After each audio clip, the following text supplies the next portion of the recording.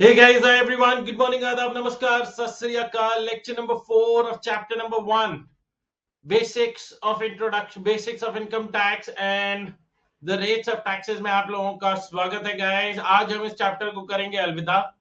I hope आप लोग बिल्कुल मस्त और स्वस्थ हैं guys and is everybody ready to rock and roll? Let's get going guys. आज का सेशन स्टार्ट करते हैं फटाफट. और आज के सेशन में I am gonna help you out with the rates of taxes for different types of assessees, जैसे कि कंपनी हो गया, फर्म हो गया, कोऑपरेटिव सोसाइटीज हो गए, उनके लिए रेट्स ऑफ टैक्सेस निकालेंगे गाइस. एक और कंसेप्ट करना है which is one of the most important concept, that is marginal relief. वो करना है, फॉलोड बाय दोस्तों few theoretical provisions, constitutional provisions and the income tax law, overview of income tax law. That is what we need to take care of. So without wasting any further time, with a quick recap of what we did into the preceding session, let us do the remaining provisions of this chapter. फटाफट दोस्तों सबसे पहले revise करवा देता हूं. Rebate under section 87A. In case of default tax regime, a resident individual shall be allowed rebate of lower of the following: the income tax payable at 25,000 if the total income is up to 7 lakh rupees. In case of old regime, rebate मिलेगी दोस्तों income tax payable या 12,500 रुपए, whichever is lower if the total income is up to 5 lakh rupees. However rebate का benefit shall not be admissible. Rebate benefit shall not be admissible from the tax liability of section 112A. एक important note है कि अगर आप default tax regime follow करते हो और आपकी इनकम मार्जिनली 7 लाख से ऊपर की है तो आपको भी रिबेट का बेनिफिट मिलेगा. और रिबेट का बेनिफिट कितने का होगा? Tax on total income minus दोस्तों the income in excess of 7 lakh rupees, जो माइनस करने के बाद अमाउंट आएगा that will be the rebate. उसके बाद हम लोग पहुंचे थे सरचार्ज पर, और सरचार्ज हम लोगों ने सीखा था दोस्तों for default tax regime 50 lakh से 1 करोड़ के बीच में अगर सारी इनकम मिलाकर है तो 10% is the rate of surcharge. ये सेम ओल्ड रिजाइम में भी है. अगर 1 करोड़ से 2 करोड़ के बीच में है तो सरचार्ज 15% का है. ये ओल्ड रिजाइम में भी है. नेक्स्ट पॉइंट इंपॉर्टेंट है, where the total income excluding चार income, dividend, capital gains under section 111 exceed 2 crore rupees, remaining income 2 crore से ज्यादा की है, then the rate of surcharge applicable will be 25% and the rate of surcharge applicable on these 4 incomes जिन्हें मैंने अलग किया था उस पर 15% का रेट ऑफ सरचार्ज रहेगा. However in case of old regime के केस में दोस्तों इनकम 2 करोड़ से 5 करोड़ तक है तो 25%, जो चार इनकम को हटाने के बाद रिमेनिंग इनकम अगर 2 करोड़ से 5 करोड़ के बीच में है दोस्तों तो 25%, और 5 करोड़ से ज्यादा है तो 37%.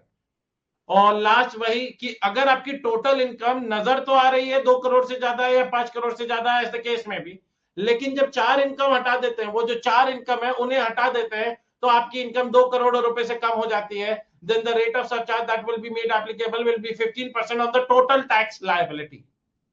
उसके बाद दोस्तों surcharge for an AOP consisting of only companies as members, तो उसमें सरकार ने कहा अगर टोटल इनकम 50 लाख से ज्यादा है और 1 करोड़ तक है तो 10% और 1 करोड़ से ज्यादा है तो 15%. उसके बाद दोस्तों हम लोगों ने एक थ्योरेटिकल प्रोविजन किया था guys in the preceding session and that was assessee.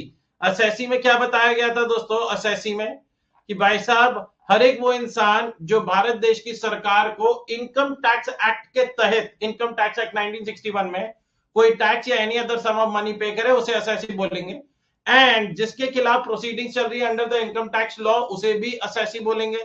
An assessee who is deemed to be an assessee, दोस्तों person who is deemed to be an assessee, जिसे assessee मान लिया जाएगा, legal representative of a deceased person or legal guardian to a minor, उसे भी assessee बोलेंगे. And every person who is deemed to be an assessee in default, जिसे assessee in default मान लिया जाए उसे भी assessee बोलेंगे. मतलब आपके ऊपर कानून लगाया गया था इनकम टैक्स का, you did not follow it, आपने उसे फॉलो नहीं किया तो उसे क्या बोलेंगे गाइस? असेसी बोलेंगे. आ जाओ गाइस, अब आज का प्रोविजन, और आज के प्रोविजन में पहला एक थ्योरेटिकल प्रोविजन कर लेते हैं गाइस, या ऊपर से चलते हैं जो हमारा रिमेनिंग थ्योरेटिकल प्रोविजन बचा है. एक बचा है components of income tax law, दूसरा जो आपका बचा है वो है दोस्तों कॉन्स्टिट्यूशनल प्रोविजन, एंड देन फिर आप लोगों का दोस्तों प्रैक्टिकल पोर्शन आ जाएगा. आ जाओ भाई, components of income tax law. क्या सर हमें लिखना है? The answer to which is no, आपको लिखने की जरूरत नहीं है. हाँ जी गाइस, आप लोग इसे दोस्तों मतलब रीड आउट कर सकते हैं at home. Income tax act दोस्तों, हमारा जो इनकम टैक्स लिवाई किया जाता है, भारत देश कोई भी कानून लगाए बगैर, कानून बनाए बगैर वो आपसे टैक्स नहीं वसूल सकते। वैसे दोस्तों इनकम टैक्स जो आपसे वसूला जाता है, that is governed by the income tax act 1961। तो कहते हैं the levy of income tax in India is governed by the income tax act 1961। It extends to the whole of India, ये पूरे भारत देश में एप्लीकेबल है। It came into force on 1 April 1961। और कितने सेक्शन है? 1 से लेकर सेक्शन 298 तक है। हमें पूरे सेक्शंस ऑफ कोर्स नहीं कर रहे हैं गाइस, इंटरमीडिएट में लिमिटेड सेक्शंस है। एंड शेड्यूल 1 से लेकर 14। तो ये आपका पूरा इनकम टैक्स लॉ है which is applicable on to every person in India. Next, a section may have subsection or clauses or sub clauses। Section के सबसेक्शन, क्लॉजेस, सब क्लॉजेस होते हैं। कहते हैं where each part of the section is independent of each other, और एक दूसरे से कोई रिलेटेड नहीं है, and one is not related with other, then such part are called the clause. उन्हें अपन क्लॉज बोलते हैं। जैसे कि अगर आप लोग देखते हैं जो हमारा सेक्शन 2 होता है, section 2 the definition section, section 2 clause 7, clause 7 आपका क्या डिफाइन करता है दोस्तों? असेसी को, जो हम लोगों ने कल पढ़ा। और सेक्शन 2 क्लॉज 9 डिफाइन करता है असेसमेंट ईयर को।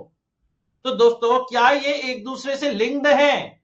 क्या ये एक दूसरे से लिंक्ड है? The answer to which is no. And because they are not linked with each other, एक डिफाइन करता है असेसी को, एक डिफाइन करता है असेसमेंट ईयर को, because they are not linked with each other, इसीलिए अपन सेक्शन के बाद इनको क्या बोलते हैं? सबसेक्शन नहीं बोलते, इनको अपन क्लॉजेस बोलते हैं। However, on the other hand, subsections on the other hand refers to such part of section where each part is related with other। जब एक पार्ट दूसरे पार्ट से जुड़ा हुआ है और सबको मिला देंगे, सबको एक साथ मर्ज कर देंगे, तो वो पूरा प्रोविजन निकल कर आएगा। And all subsections taken together completes the concept propounded in that section। तो यहां पर क्या बोला? Clauses are independent of each other, clauses एक दूसरे से मर्ज, मतलब एक क्लॉजेज एक दूसरे से लिंक नहीं रखते हैं। Whereas subsections on the other part, ये एक दूसरे से लिंक रखते हैं। अगर इन सबको एक साथ जोड़ दिया जाए तो हमारा जो कंसेप्ट है of that section, that will be delivered. Next, a section में आल्सो हैव प्रोविजोस एंड एक्सप्लेनेशंस। प्रोविजोस होता है दोस्तों एक्सेप्शन, प्रोविजोस होता है एक्सेप्शन। जैसे मैंने कहा मेरे साथ जितने बच्चे जुड़े हुए हैं सब बुद्धू हैं एक्सेप्ट श्रेय राठी। श्रेय राठी क्लासेस के सारे बच्चे बड़े शैतान हैं एक्सेप्ट श्रेय राठी। मतलब एक्सेप्ट के बाद जो आता है उसे बोलते हैं प्रोविजो, मतलब मैं अपने आप को एक्सेप्शन में डाल रहा हूं। Okay guys, everybody understanding? तो प्रोविजो क्या होता है? Proviso to a section spells out the exception to the provision contained in the respective section। और राइट, जैसे आप लोग कई बार देखते होंगे कि ये वाले प्रोविजन नॉन रेसिडेंट पे एप्लीकेबल नहीं है, तो नॉन रेसिडेंट कौन हो गया? प्रोविजो हो गया। और जबकि explanation as the name suggest, explanation किस चीज के लिए होता है दोस्तों? क्लैरिफिकेशन देने के लिए। कहते हैं explanation to a section gives a clarification relating to the provision contained in the respective section.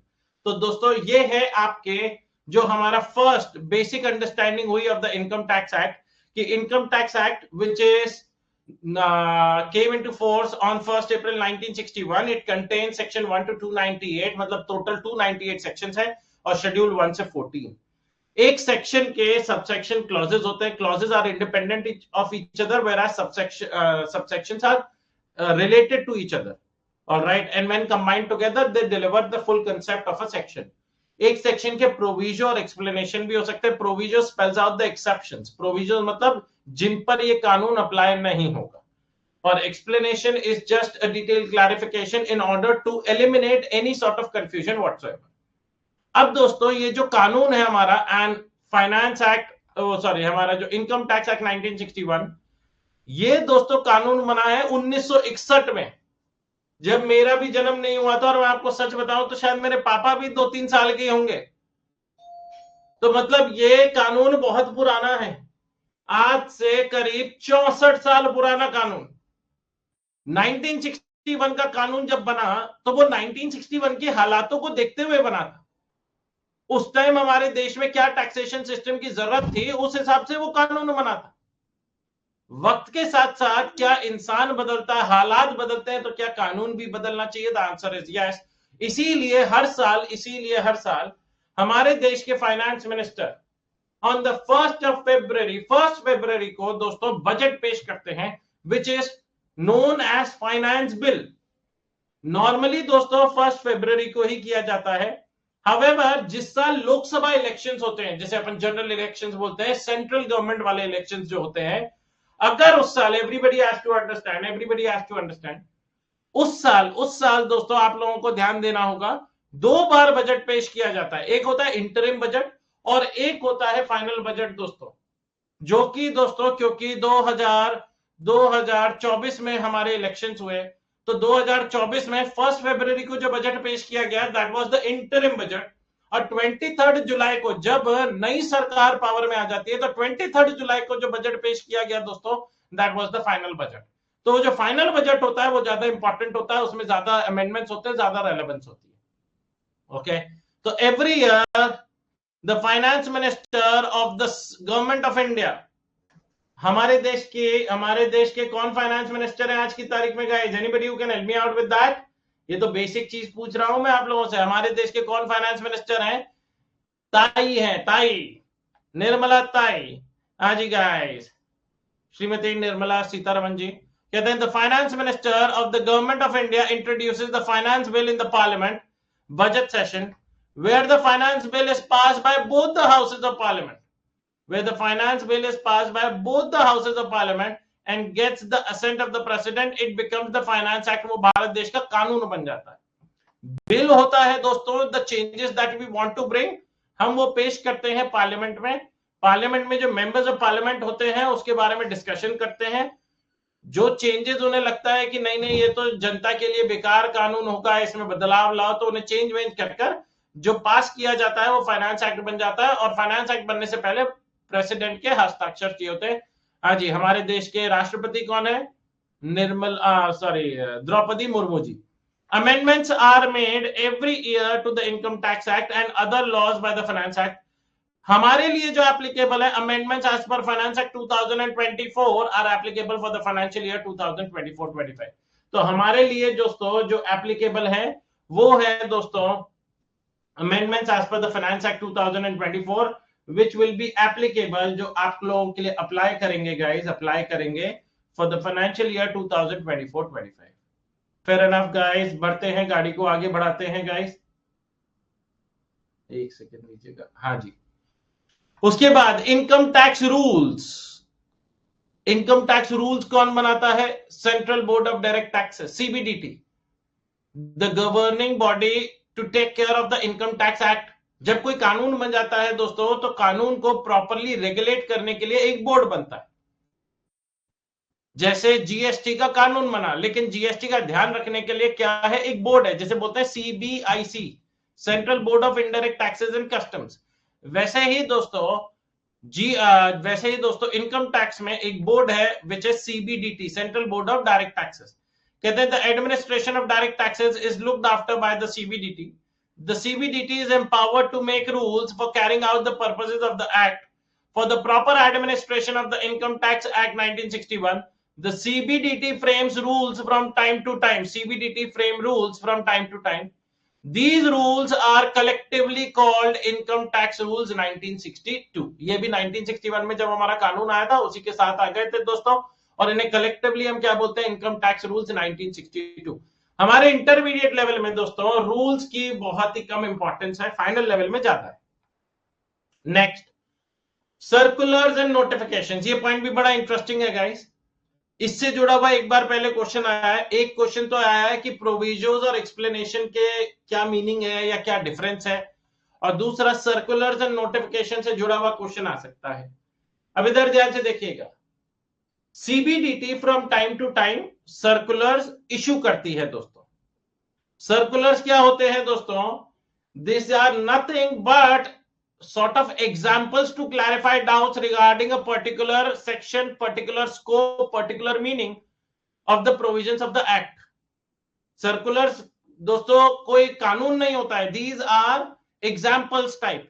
तो कहते हैं circulars are issued by the CBDT from time to time to deal with certain specific problems and to clarify doubts regarding the scope and meaning of certain provisions of the act. Explanation अब बोलोगे sir तो फिर circulars और explanation में क्या फर्क है? Explanation भी तो सर आपने यही बताया था, क्लैरिफिकेशन के लिए आता है, करेक्ट, लेकिन एक्सप्लेनेशन कानून बनाते वक्त ही डाल दिया जाता है। लेकिन हम हिंदुस्तानी हैं दोस्तों, यहां पर लोग कानून को तोड़ मरोड़ कर अपने फायदे के लिए उसे इस्तेमाल करने लगते हैं। तो सरकार time to time, CBDT time to time circulars लाती है जिससे डाउट क्लैरिफाई होता है कि भाई इस प्रोविजन को ऐसे पढ़ा जाए, ऐसे ना पढ़ा जाए। Circulars are issued for the guidance of the officers and और असेसीज। द डिपार्टमेंट मतलब the income tax department is bounded by the circular, क्योंकि इनकम टैक्स डिपार्टमेंट के पापा सीबीडीटी ने ही तो सर्कुलर रेज किया है। तो जो हमारा इनकम टैक्स ऑफिसर है उन्हें तो सर्कुलर मानना ही पड़ेगा। However, the circulars are not binding on the assessees. Assessees इस चीज को माने नहीं माने ये उनके ऊपर, बट अगर सर्कुलर उनके फेवर में आता है, सर्कुलर उनके लिए बेनिफिशियल है, तो क्या वो उसका एडवांटेज उठा सकते हैं? The answer to which is yes, उसका एडवांटेज उठा सकते हैं। They can take advantage of the beneficial circulars. अगर उनके लिए बेनिफिशियल नहीं है, they can avoid the circulars. लेकिन फिर क्या होगा दोस्तों? मामला कोर्ट कचहरी में जाएगा, क्योंकि जो इनकम टैक्स ऑफिसर है दोस्तों वो तो सर्कुलर को मानते हुए करेगा, आप सर्कुलर को नहीं मान रहे हो, तो there will be a mismatch. तो इधर दोस्तों we guys come to a middle point, और otherwise it will go into the court of law. Next, notifications क्या होते हैं? अच्छा, अब इधर ध्यान से देखिएगा, हमारे जब फाइनेंस मिनिस्टर 1 फरवरी को बजट पेश कर दिया, वो फाइनेंस एक्ट बन गया।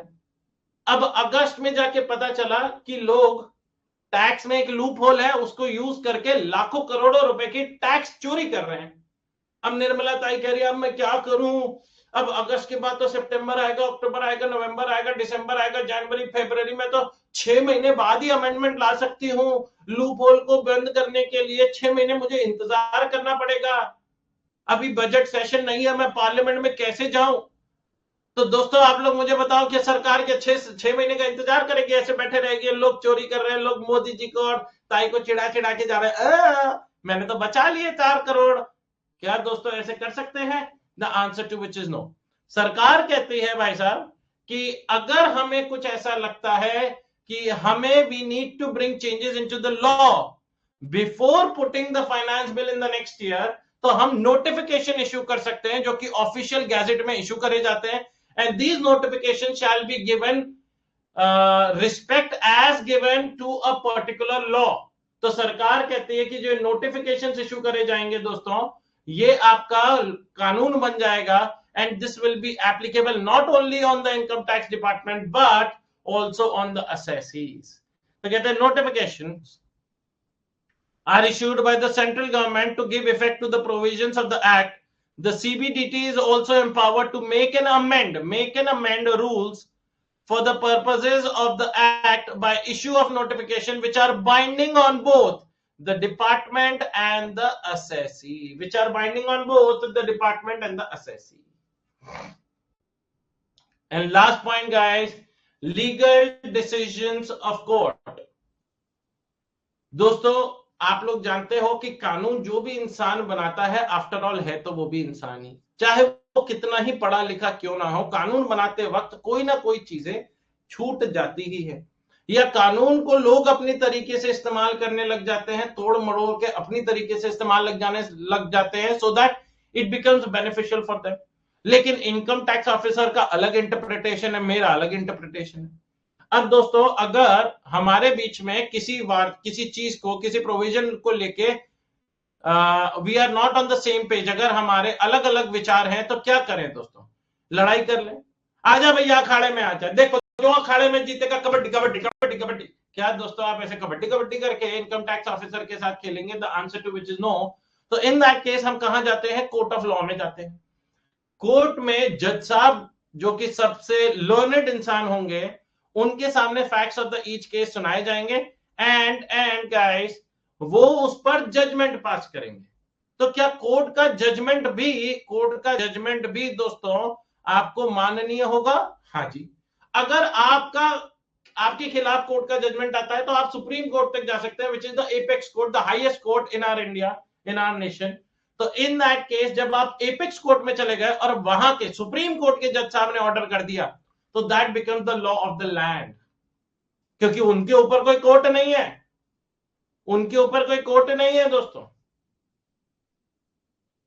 ऑलराइट गाइस, तो कहते हैं case laws refer to the decision by court.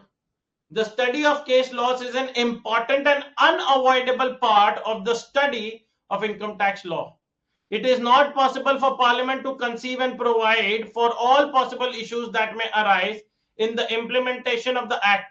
Hence, the judiciary will hear the disputes between the assessees and the department and give decisions on various issues. The Supreme Court is the apex court of the country, and the law laid down by the Supreme Court is the law of the land. All right, guys. Everyone clear about it? तो ये हमारा पूरा overview था of the income tax law, जिसमें हमारा सबसे पहले income tax act है, which came into force on 1st April 1961, contains 298 sections and 14 schedules. Section के सबसेक्शंस क्लॉजेस होते हैं, सबसेक्शंस एक दूसरे से रिलेटेड होते हैं, क्लॉजेस इंडिपेंडेंट होते हैं, प्रोविजोस एक्सप्लेनेशंस होते हैं, प्रोविजोस स्पेल्स आउट द एक्सेप्शन, जबकि explanations gives clarity. Annual finance act पेश किया जाता है bye the finance minister on 1 February every year. जिस साल जनरल इलेक्शंस होते हैं गाइस, उस साल 2 बजट पेश करे जाते हैं, जैसा कि मैंने बताया. पहले वो दोस्तों हमारे both the houses of parliament में जाता है, Lok Sabha lower house, Rajya Sabha upper house, और उसके बाद प्रेसिडेंट के पास जाता है. जैसे प्रेसिडेंट हस्ताक्षर कर देते हैं, असेंट दे देते हैं दोस्तों, इट बिकम्स फाइनेंस एक्ट.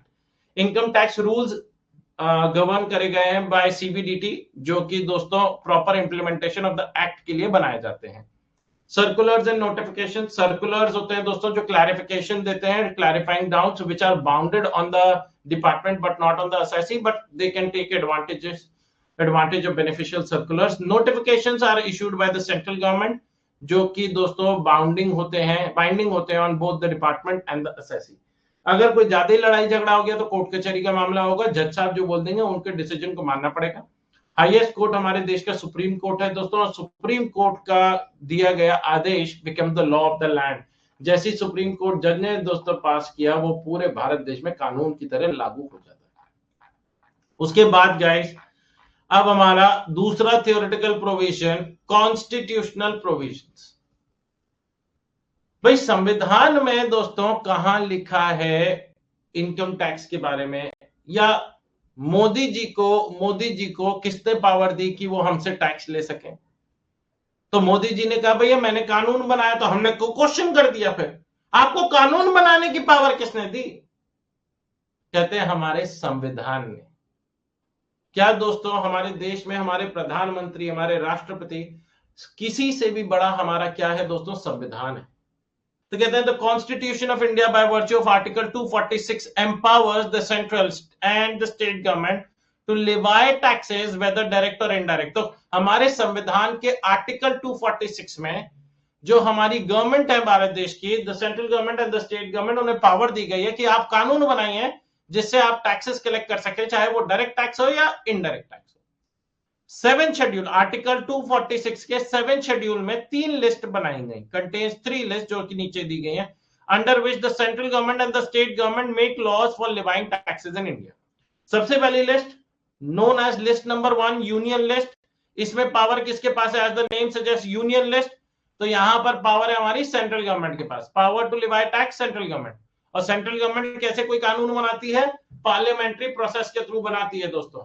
जो भी बिल पेश किया जाता है रिगार्डिंग एनी टैक्स व्हाटसोएवर, वो पार्लियामेंट में पेश किया जाएगा under both the houses of parliament, Lok Sabha Rajya Sabha, and then it goes to the president. The governor has an exclusive right to make laws in respect of that entry. Taxes levied are income tax and custom duty, जो कि central government के under चलता है. Next list number 2, state list. यहां पर state government लगाती है. भाई state government, sir state government भी इनकम टैक्स लगाती है? नहीं, स्टेट गवर्नमेंट इनकम टैक्स नहीं लगाती. और यहां पर मैं सिर्फ इनकम टैक्स की बात नहीं कर रहा हूं, मैं आर्टिकल 246 ने तो दोनों को पावर दी है ना, कि आप भारत देश में टैक्सेस लगा सकते हैं वेदर डायरेक्ट और इनडायरेक्ट. यस, ये बात सही है, आप अभी आगे सीखेंगे दोस्तों, एक चलो 10 मिनट बाद ही बोलूंगा। लिस्ट नंबर 2 स्टेट लिस्ट है, जहां पर legislature of any state has an exclusive right to make laws in respect of that entry. Legislature of state, जिसे अपन बोलते हैं दोस्तों सेक्रेटेरिएट। हाँ जी गाइस, जिसे विधानसभा भी बोलते हैं, विधानसभा, जहां पर एमएलए, देखो पार्लियामेंट में कौन बैठता है, मेंबर्स ऑफ पार्लियामेंट, और लेजिस्लेचर में कौन बैठता है, members of legislative assembly, MLA जिन्हें बोलते हैं। तो एमएलए जो होते हैं दोस्तों, वो स्टेट इलेक्शन जब होते हैं ना, तो एमएलए आके आपको वादा करते हैं, अगले हम 5 साल में ऐसा काम करेंगे, अगले 5 साल में हम ऐसा काम करेंगे। करते हैं नहीं करते हैं वो सेकेंडरी।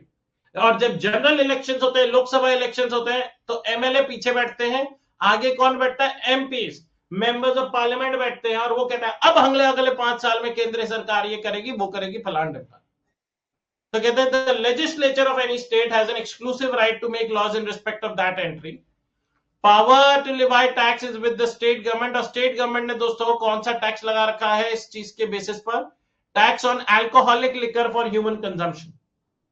हमारा विकास भाई कह रहा है राठी जी आपने तो कल शाम की याद दिला दी। मैंने कहा क्यों, क्या हुआ राठी जी, 2 पैग लिए थे, चखने के साथ पीनट खाओ, मजा आ जाता है। मैंने कहा ए भैया क्या बात कर रहे हो क्लास के बीच में, आ रहे राठी जी जबरदस्त जिंदगी है। हाँ जी मजाक की बात है गाइस। अब बात ये आएगी, सर जीएसटी भी तो है, सेंट्रल गवर्नमेंट भी जीएसटी लगाती है, स्टेट गवर्नमेंट भी जीएसटी लगाती है, लेकिन जीएसटी जो है वो आर्टिकल 246A में है। यहां जो मैं पढ़ रहा हूं दोस्तों, मैं आर्टिकल 246 की लिस्ट पढ़ रहा हूं। जो जीएसटी है दोस्तों वो कहां पर है, जीएसटी आता है आर्टिकल 246A से, तो वो मैं जब जीएसटी पढ़ाऊंगा तब आपको मिलेगा। कॉन्करेंट लिस्ट दोनों मिलकर लगाएंगे, कॉन्करेंट मतलब पार्लियामेंट और लेजिस्लेचर दोनों मिलकर लगाएंगे मोदी जी कहते हैं यहां भारत देश में भाई भाई की जायदाद से लड़ाई कर रहा है, हम तो फिर भी सरकारें हैं, हम तो वैसे ही एक दूसरे को कलेश करते रहते हैं। तो दोस्तों दोनों मिलकर टैक्स, जहां पैसा इन्वॉल्व हो जाए, क्योंकि टैक्स में पैसा ही तो मिलेगा, जहां पैसा इन्वॉल्व हो जाए, सरकार ने कहा, केंद्र सरकार ने कहा, स्टेट गवर्नमेंट ने कहा, भाई अलग अलग लगाएंगे। The parliament and legislature of any state has an exclusive right to make laws in respect of that entry, मतलब एक ही कानून बन जाए जिससे दोनों टैक्सेस लगा लें, वो नहीं है। अब आपको लगेगा सर जीएसटी भी तो एक ही कानून है, दोनों लगाते नहीं।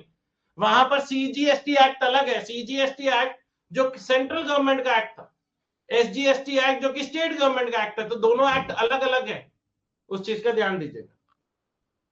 Power to levy tax, central and state government, taxes levied none. अब सर इनकम टैक्स के बारे में कहां लिखा है, आफ्टर ऑल हम इनकम टैक्स पढ़ रहे हैं, तो इनकम टैक्स के बारे में कहां लिखा हुआ है, इनकम टैक्स के बारे में लिखा हुआ है एंट्री नंबर 82 में। कहां लिखा हुआ है गाइस इनकम टैक्स के बारे में, entry number 82। The central government has been empowered by entry number 82 of the union list of schedule 7 of the constitution of India to levy tax on all incomes other than agricultural income। खेती बाड़ी की income पर केंद्र सरकार आपसे tax नहीं लेगी, खेती बाड़ी की इनकम आपके किसी भी हेड ऑफ इनकम में नहीं जोड़ी जाती। So the central government has been empowered by entry number 82 of the union list of schedule 7 of the constitution of India to levy tax on all income। सारी income पे लगाएंगे लेकिन खेती बाड़ी की इनकम पर नहीं लगाएंगे। अब मेरा जो क्वेश्चन आ रहा था, जो मैंने आपसे कहा था मैं 10 मिनट बाद पूछूंगा कि एग्रीकल्चरल इनकम पर टैक्स क्या स्टेट गवर्नमेंट लगा सकती है, the answer to which is yes, लेकिन वो लगाती नहीं है, बिकॉज बहुत बड़ा वोटिंग बैंक होता है दोस्तों उनका हमारा फार्मर सेक्शन, और फार्मर जो हमारी एडी चोटी का जोर लगा के, चाहे मौसम कैसा ही हो, बारिश हो, धूप हो, आंधी हो, वो खेती बाड़ी करते हैं दोस्तों। तो in order to provide relief to them, अगर आप मतलब state government does not levy tax, income tax on agricultural income, तो आपसे 1 मार्कर में पूछा जा सकता है कि जो इनकम टैक्स है वो कौन सी एंट्री के तहत भारत देश में लगाया जाता है, एंट्री नंबर 82। 1 मार्कर में पूछा जा सकता है। Entry number 82 empowers the central government to levy tax on all income, सारी इनकम पे टैक्स लगाते हैं, except dividend no, lottery no, agricultural income. C is the correct answer. C is the correct answer, guys. Easy point था दोस्तों. I don't think so there is anything जो इसमें आप लोगों को ट्रिकी लगा हो. तो ये हमारा यहाँ पे कॉन्स्टिट्यूशनल प्रोविजन खत्म होता है guys. And again constitutional provision से जुड़ा हुआ अभी तक दोस्तों मैंने पिछले 8-10 अटेम्प्ट में कोई भी क्वेश्चन नहीं देखा है. तो I am not asking you to write it down, और if you wish to write it down you guys can always write it down in the homework. Homework में जाके इसे शॉर्ट में आप लिख सकते हैं गाइस. उससे क्या होगा ना दोस्तों, जब आपका नोट्स बन जाएंगे, पूरे फुल फ्लेजेड नोट्स बन जाएंगे, तो आपको वापस से ये बुक खोलने की जरूरत नहीं पड़ेगी. ये वाली बुक खोलने की जरूरत नहीं पड़ेगी.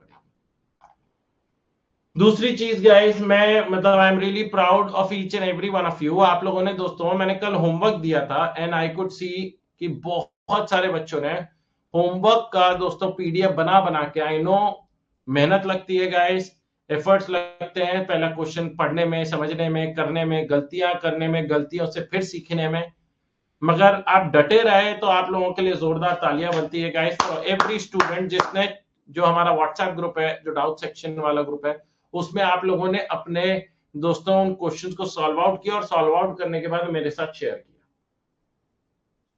ऑलराइट, मैं ये भी बता दूं, मैंने हर बच्चे का पेपर चेक नहीं करने का टाइम मिलता मेरे को, लेकिन I just go through it, एक बार देख लेता हूं, ठीक है प्रेजेंटेशन ठीक है, अच्छा लग रहा है.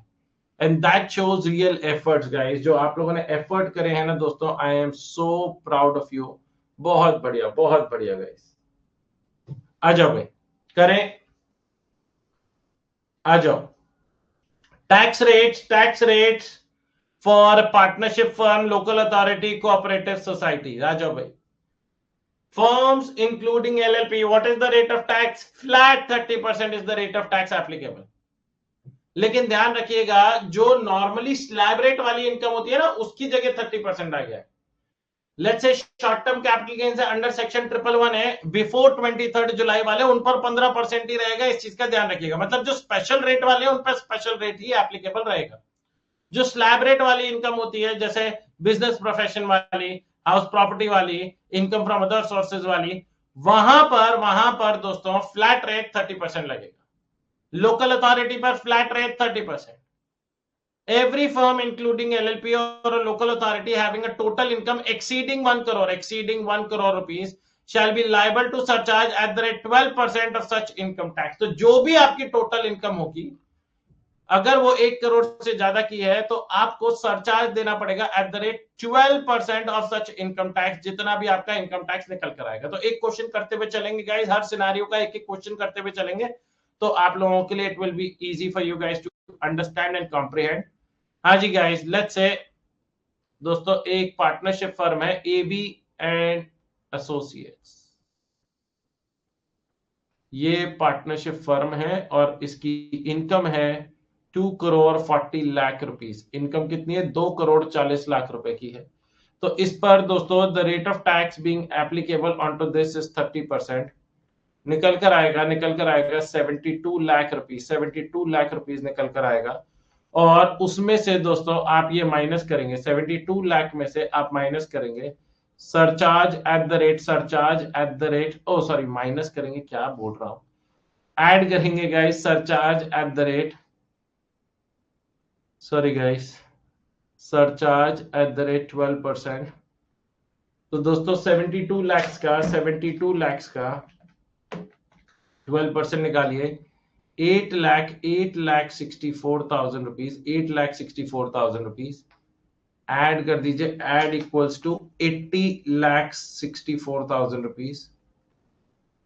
ऐड करिए गाइस, इसमें ऐड करिए health and education cess, HEC health and education cess at the rate 4% health and education cess जोड़िए, 4% निकल कर आता है 3,22,560 प्लस इक्वल्स टू 83,86,560. तो ये आपका फाइनल आंसर आएगा. दिया ने भी बताया, वर्डन दिया. तो this will be the final tax liability जो आपका निकल कर आएगा इन case of a partnership firm earning an income of 2 crore 40 lakh rupees, क्योंकि इनकम 1 करोड़ से ज्यादा की थी. सरचार्ज लगाया eight the rate 12%. Cooperative societies, if they opt to be taxed under old regime, अगर cooperative society old regime follow करना चाहते हैं तो व्हाट शैल बी, इनके ऊपर क्या लगेगा, अप टू 10,000 रुपीज 10%, 10,001 से 20,000 20%, एंड अबव 20,000 गाइस 30%। ठीक है जी। इसके बाद surcharge will be divide at the rate 7% if the income is more than 1 crore but up to 10 crore, और अगर 10 करोड़ से ज्यादा की इनकम है then the rate of surcharge that will be made applicable will be 12%। तो इस पर भी एक क्वेश्चन कर लेते हैं गाइस, व्हाट डू यू से, इस पर भी एक क्वेश्चन कर ले।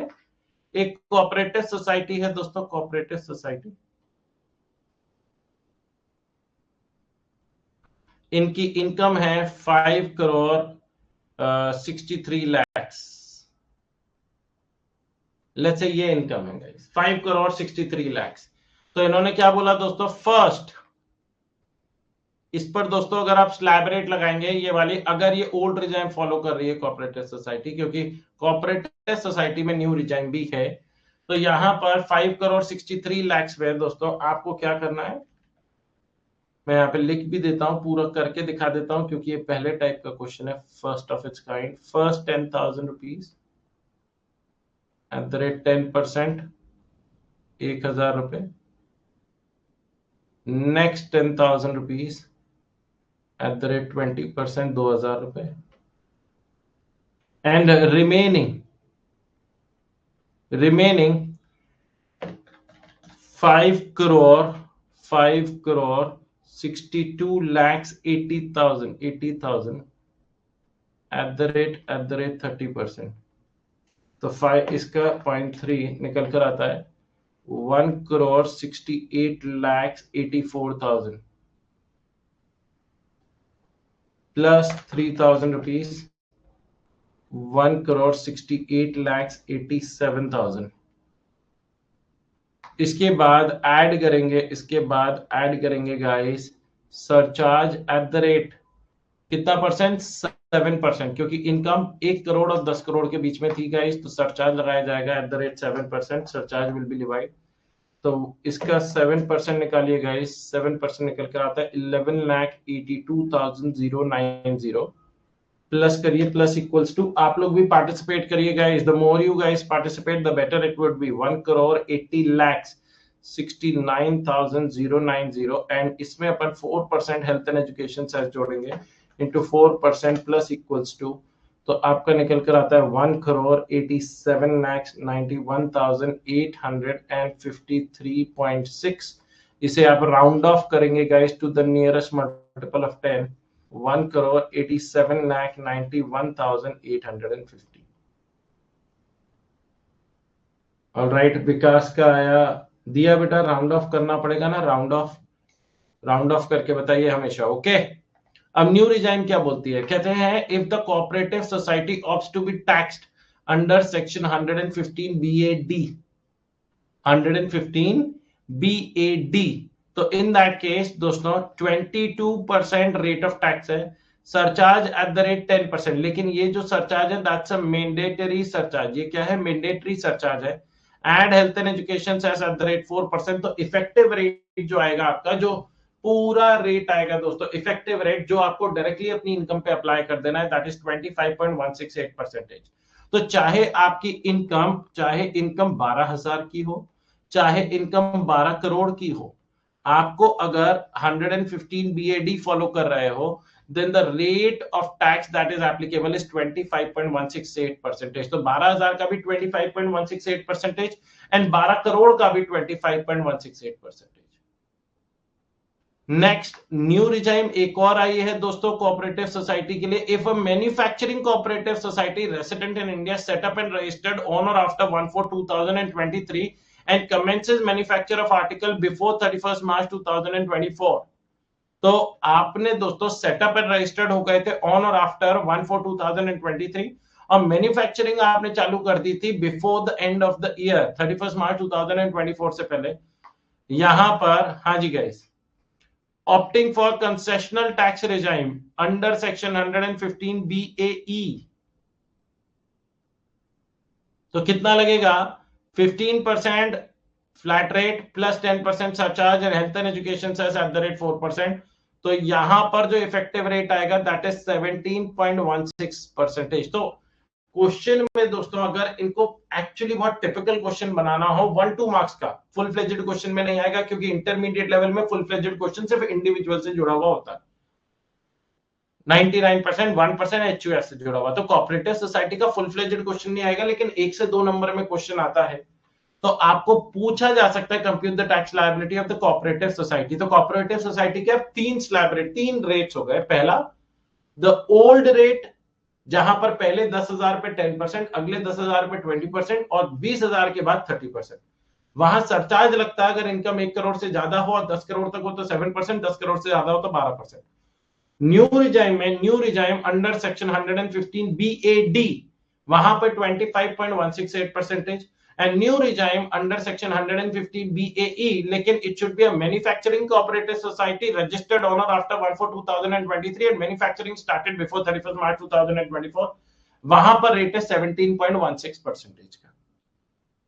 ऑलराइट गाइस, तो आपको ये रेट्स ध्यान रखनी पड़ेंगे। अब रेट्स कैसे ध्यान रखें दोस्तों, आप ऐसे याद रख सकते हैं 115 बे, BAE, बे बड़ी बैड है, ऐसे याद रखिएगा। तो स्टार्टिंग करिए दोस्तों बे से, जिसमें रेट कम है 17.16%, बे बड़ी बैड है 25.168%, ऐसे किसी भी तरीके से याद रख सकते हैं, तो इससे आपके क्वेश्चन में करते वक्त गड़बड़ ना हो। आ जाओ guys, question number 20। DEF and associates a partnership firm earn 2 crore 45 lakh. अब ये MCQ आया है, तो I am giving you 30 seconds to solve out this MCQ। फटाफट बताइए, 2 करोड़ 45 लाख की अगर पार्टनरशिप फर्म की इनकम है, तो इसकी what shall be the tax liability. Guys, tax liability कितनी निकल कर आएगी? मेरा निकल कर आ गया है 85,61,280। अब मैंने कैसे किया, 2 करोड़ 45 लाख रुपीस है दोस्तों, पार्टनरशिप फर्म में फ्लैट 30% लगता है, तो 30% निकाला 73,50,000, प्लस 12% का सरचार्ज लगा दिया, प्लस 4% का हेल्थ एंड एजुकेशन सेस लगा दिया गाइस, तो आपका आंसर निकल कर आता है 85,61,280। ऑलराइट गाइस, तो क्या हमें लिखना है गाइस? आप लोगों को जी हाँ लिखना है गाइस, लिखना है फर्म्स, लोकल अथॉरिटी 30% सरचार्ज, फिर कोऑपरेटिव सोसाइटी की भी ये रेट डालिएगा गाइस, कोऑपरेटिव सोसाइटी की ये रेट डालिएगा। फटाफट लिख दीजिए, फटाफट लिख दीजिए। Everybody giving you 1 minute guys, ये नोट्स बड़े काम आएंगे, 1 मिनट के अंदर अंदर लिखना है, जो इंपॉर्टेंट चीजें हैं वो लिखनी पड़ेंगी।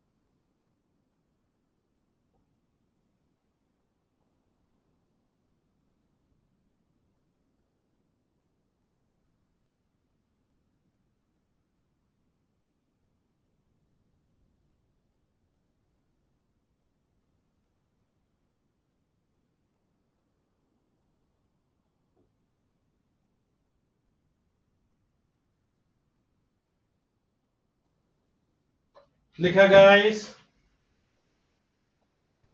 आ जाओ। अब ये कोऑपरेटिव सोसाइटी वाला लिख लीजिए, कोऑपरेटिव सोसाइटी वाला आप लोगों ने लिख लिया होगा सरचार्ज। अब कोऑपरेटिव सोसाइटी में जब आप लिखेंगे new regime under section 115 BAD, उसके आगे डायरेक्टली लिख दीजिए 25.168%, that's it. And cooperative society paying tax under section 115 BAE उसके आगे डायरेक्टली लिख दीजिए 17.16%, that will be more than sufficient guys. उससे ज्यादा अगर आपसे, आई डोंट थिंक सो कि आपसे ज्यादा क्वेश्चन पूछा जाएगा। आ जाओ guys, tax rate for companies, companies के लिए टैक्स रेट्स क्या है। Let us get going guys with this point, interesting point है guys। कंपनीज के लिए, if the company opts to be taxed as per the old regime, तो domestic company, उसके लिए टर्नओवर देखा जाएगा ऑफ द प्रीवियस ईयर 22-23। हम लोग प्रीवियस ईयर 24-25 की इनकम पर टैक्स निकाल रहे हैं, द असेसमेंट ईयर 25-26, लेकिन टैक्स निकालते वक्त we need to find out the rate of tax, and the rate of tax will depend upon the turnover that you have achieved during the previous year 22-23। तो मेरे previous year की income पर कितना tax लगेगा वो define करेगा the rate of the turnover of the previous year 22-23, and if the turnover of the previous year 22-23 is up to 400 crore, 400 crore तक का है, then the rate of surcharge applicable, rate of tax applicable is 25%। and अगर आपका turnover is more than 400 crore, turnover 400 crore से ज्यादा का है in the previous year 22-23 onwards, onwards नहीं, previous year 22-23, then the rate of tax for the domestic company is 30%। तो मैं repeat कर दूं गाइस, आपको क्वेश्चन में अगर बोला गया है कि प्रीवियस ईयर 2024-25 की इनकम 70 लाख रुपीस है, तो 70 लाख पर हमें 25% लगाना है या 30% लगाना है, ये अभी तक फाइनल नहीं हुआ है। क्यों? क्योंकि मेरे को अभी तक turnover of the previous year 22-23 नहीं पता है। तो एवरीबडी हैज टू अंडरस्टैंड कि टर्नओवर ऑफ प्रीवियस ईयर 22-23 जरूर दिया गया होगा इन case of a domestic company, अगर वो आपको 25 और 30 के बीच में चूज करवाना चाहते हैं। Let's say दोस्तों the turnover of the previous year 22-23, everybody has to participate in the chat box और आपको ये बताना है कि what is the rate of tax being applied, will it be 25% or 30%।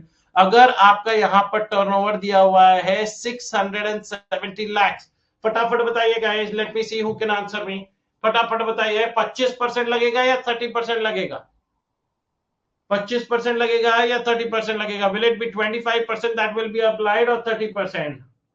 हाँ जी गाइस, दिया ने बता दिया है 30%। फटाफट दिया ही अकेली बच्ची है क्या जो पार्टिसिपेट करेगी? सान्या, विकास, सब बच्चों को बताना है guys. The correct answer to which is 25%। दिया बेटा आप कंफ्यूज हो गए, 30% नहीं लगेगा। क्यों राठी जी? 400 से तो ज्यादा है। अरे लाले, ये 400 करोड़ लिखा है। You will have to be a little more vigilant with Rathi sir.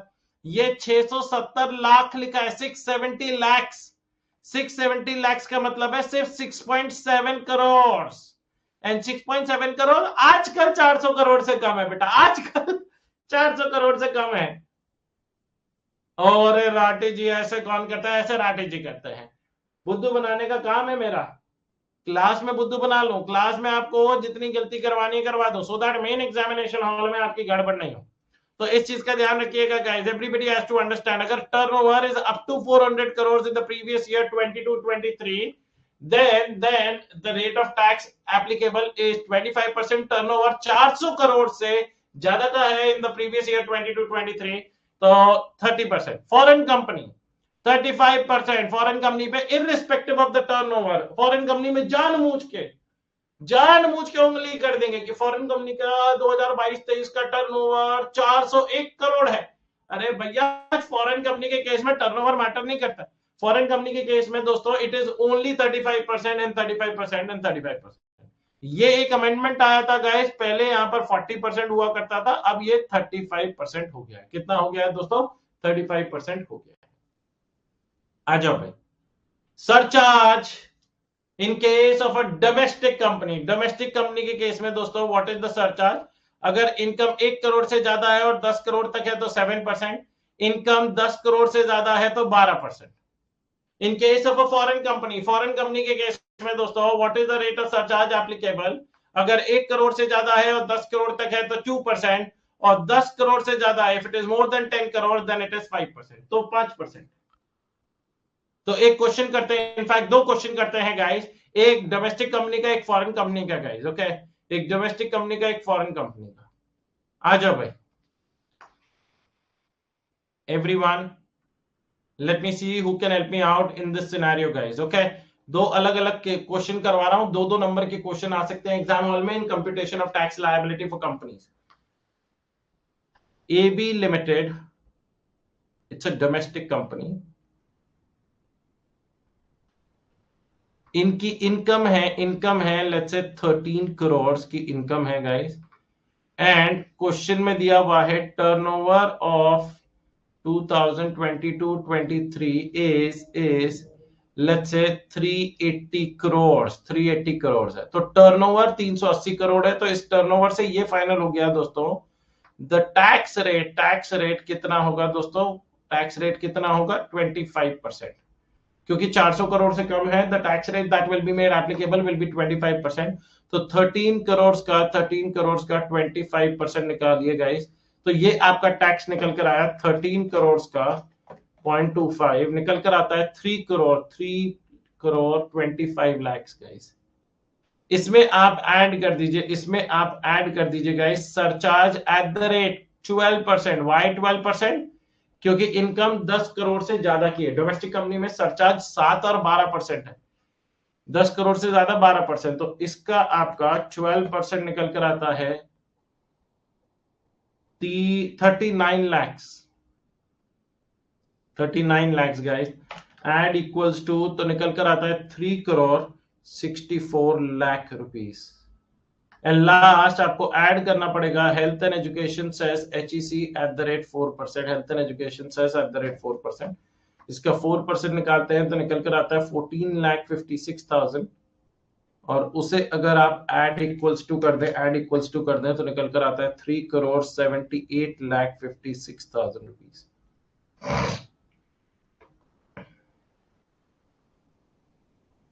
Everyone clear about it? Now दोस्तों second scenario guys, foreign company के केस में क्या होगा? What is gonna happen in foreign company scenario?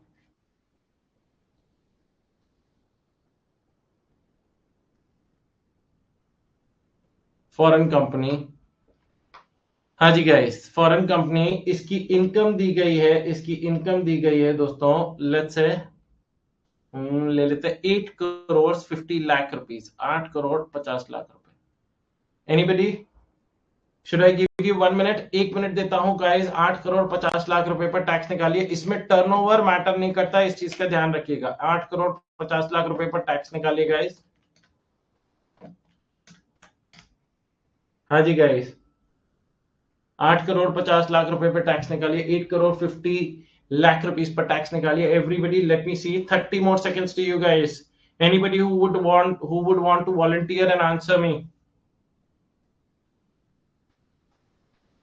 8 crore 50 lakh रुपए पे गाइस कितना tax निकल कर आता है? आप लोगों का कैलकुलेटर पर अब हाथ सेट हो जाना चाहिए गाइस। इसका 35% निकालिए। 3 करोड़ 15 लाख 58,800। वेल डन विकास। सान्या गलत बेटा, 2975 is not correct. 8 crore 50 lakh रुपए पर 35%, 2975 ये तो बेसिक बताया आपने। 2975 ये तो बेसिक बताया है। 2975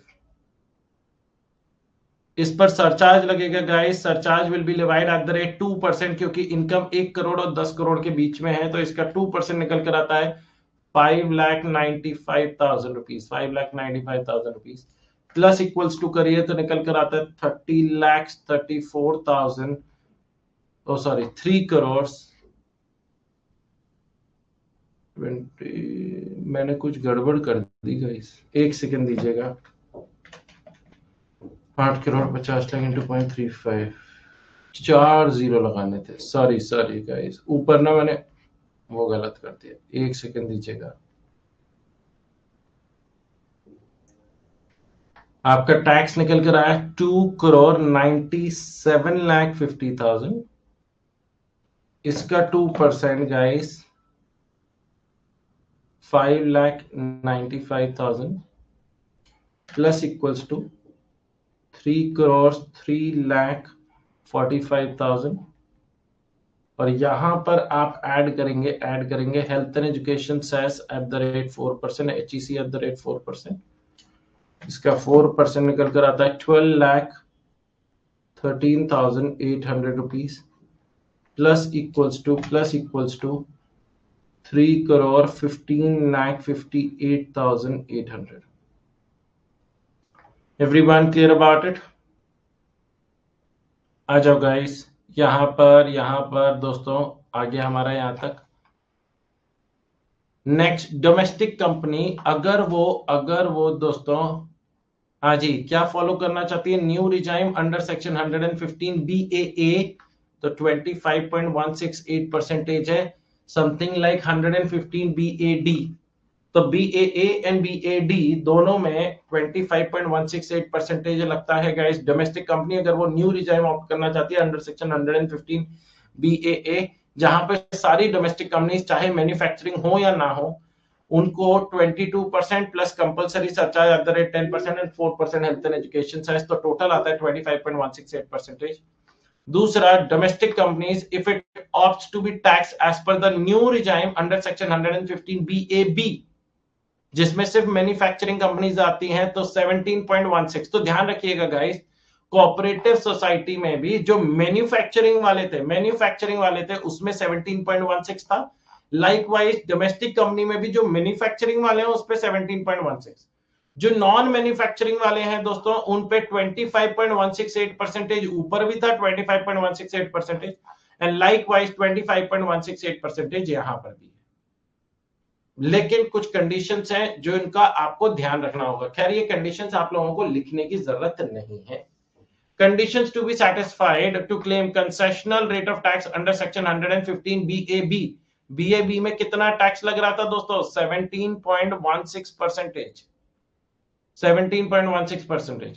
Company should be set up on or after 1st October 2019 and manufacturing started before 31st March 2024। तो कंपनी सेटअप हो जानी चाहिए 1 अक्टूबर 2019 के बाद, और मैन्युफैक्चरिंग एक्टिविटी स्टार्ट हो जानी चाहिए before 31st March 2024।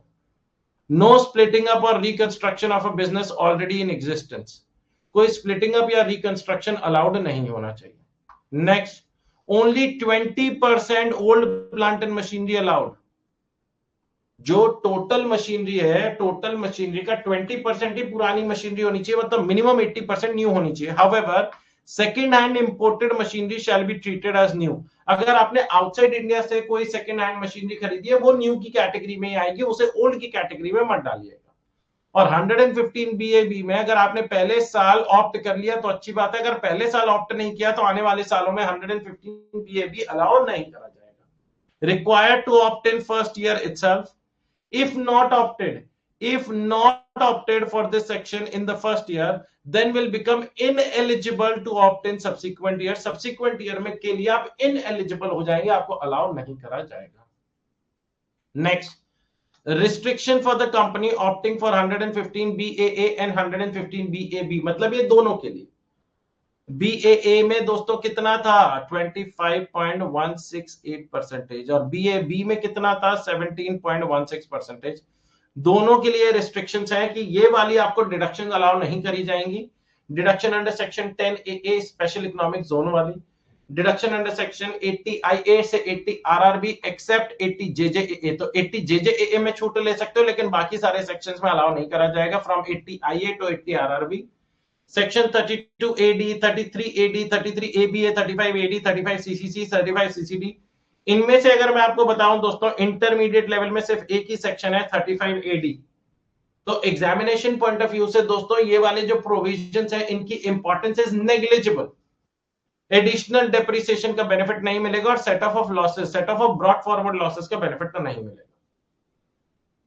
All right, guys. So these are certain terms and conditions if you wish to follow the concessional rate of tax, be it under 115 BAB। BAB में तो ये 5 points तो ध्यान रखने ही है, ये 5 तो दोनों सेक्शन के लिए एप्लीकेबल है। BAB एंड BAA ये तो दोनों के लिए एप्लीकेबल है। लेकिन दोस्तों जो 17.16% वाला उनके लिए 4 कंडीशंस और एप्लीकेबल है। Make sure that all the conditions are being satisfied if you wish to avail the benefit of 115 BAB। तो क्या सर हमें ये लिखना है? नहीं जी गाइस, आपको ये नहीं लिखना है। आपको क्या लिखना है?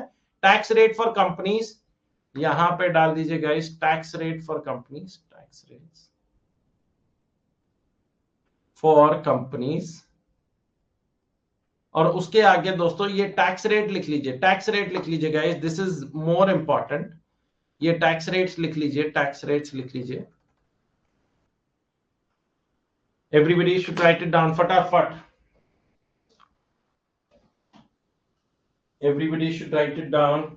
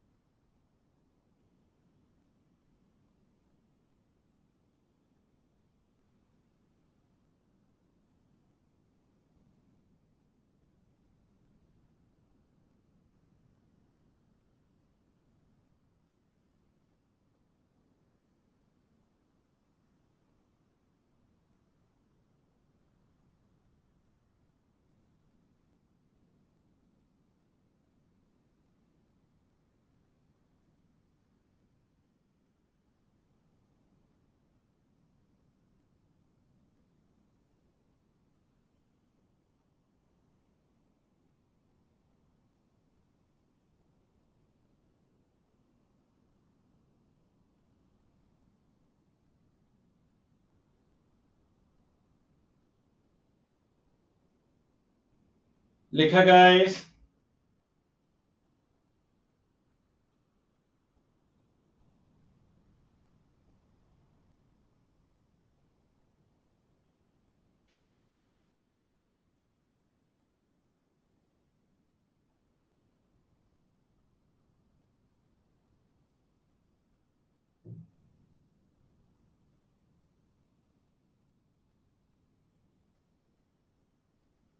Everyone done? अच्छा भाई, अब डोमेस्टिक कंपनी में 115 BAA 25.168%, डोमेस्टिक कंपनी में 115 BAB 17.16%। बस इतना ही लिख लीजिए, बाकी और कोई भी ज्ञानबाजी करने की जरूरत नहीं। तो डोमेस्टिक कंपनी 115 BAA 115 BAB। आ जाओ भाई, आ जाओ।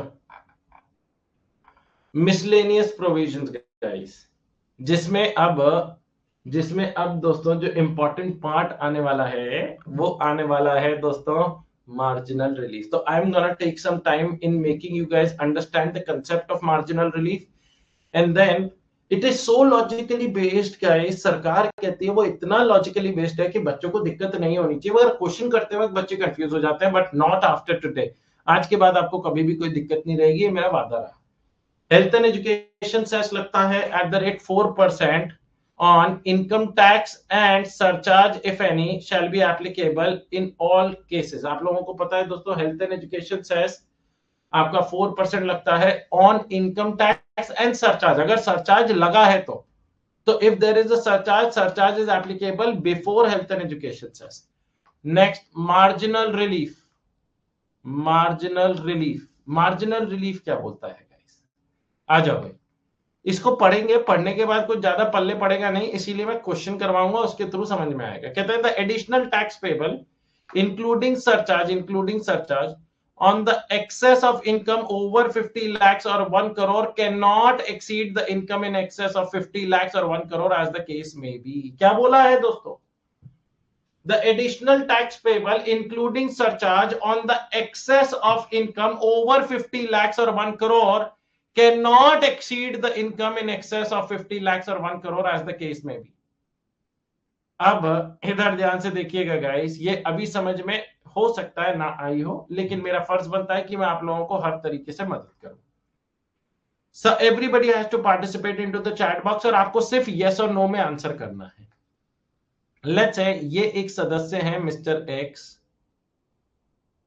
इनकी इनकम है 51 लाख रुपीस और ये डिफॉल्ट टैक्स रिजाइम फॉलो कर रहे हैं, 115 बीएसई फॉलो कर रहे हैं और ये जितनी इनकम है दोस्तों ये पूरी की पूरी पीजीबीपी प्लस इंटरेस्ट वाली इनकम है गाइस, मतलब ये स्लैब रेट वाली इनकम है. ठीक है जी. मेरा पहला क्वेश्चन आप लोगों से गाइस, अगर मिस्टर एक्स की इनकम 50 लाख रुपीस की होती इंस्टेड ऑफ 51, अगर ये 50 लाख रुपीस की होती तो क्या इन्हें सरचार्ज देना पड़ता? यस और नो में आंसर करिए.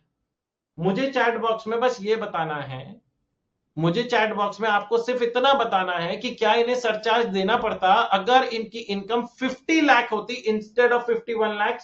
Everybody is saying no. Altamash, Sanya, Vikas, Ariyan, super guys, everybody is saying no. बिल्कुल सही. लेकिन क्योंकि इनकी इनकम 50 लाख एक्चुअल में नहीं है, इनकी इनकम 51 लाख से, मतलब थोड़ी सी इनकम बढ़ गई, 1 लाख रुपए इन्होंने और कमाया, तो क्या ये कहना सही होगा आंसर में इन यस और नो कि because of this 1 lakh rupees इनके ऊपर सरचार्ज का प्रोविजन लग गया? अगर ये 50 लाख रुपए तक कमाते तो सरचार्ज नहीं लगता, but because he has earned 1 lakh rupees additional, the provisions of surcharge have been made applicable on mister X. Yes और नो? मैंने कोई रॉकेट साइंस की बात नहीं करी है दोस्तों, मैंने बहुत बेसिक गणित की बात करी है. मैंने तो बस यही बोला कि 50 लाख तक होता तो सरचार्ज नहीं होता, 50 लाख से ज्यादा है, 51 लाख है, तो 1 लाख रुपए की वजह से सरचार्ज लग रहा है. ये बात सच है. अब आइए गाइस, इधर जाइए. हम अगर इस पर अगर टैक्स निकालें guys according to the slab rate of 115 BSE, तो फटाफट टैक्स निकालिए गाइस. टैक्स निकल कर आएगा इस पे 12,20,000 रुपीज, 12,20,000 रुपीज. अब because of that 1 lakh rupees क्या सरचार्ज लगेगा एट द रेट 10%? क्योंकि इनकम 50 लाख से ज्यादा है और 1 करोड़ के बीच में है. हाँ जी, सरचार्ज लगेगा. And surcharge will come out to be 1,22,000 rupees plus equals to कर दीजिए तो निकल कर आता है 13,60,000 रुपीज, 13,60,000 रुपीज. यहां तक क्लियर हुआ गाइस? अब आते हैं the concept of marginal relief. अब ध्यान से देखो, इनकम, आप लोग सब लोग चैट बॉक्स में बताइए, income in excess of 50 lakhs, income in excess of 50 lakhs, 50 lakh से इनकम कितनी ज्यादा है? What is the income above 50 lakhs जिसकी वजह से मेरे ऊपर सरचार्ज लग रहा है या मिस्टर एक्स के ऊपर सरचार्ज लग रहा है?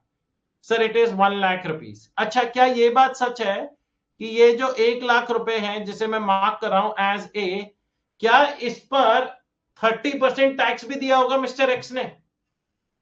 डिफॉल्ट टैक्स रिजाइम में 15 लाख के बाद 30% लग जाता है.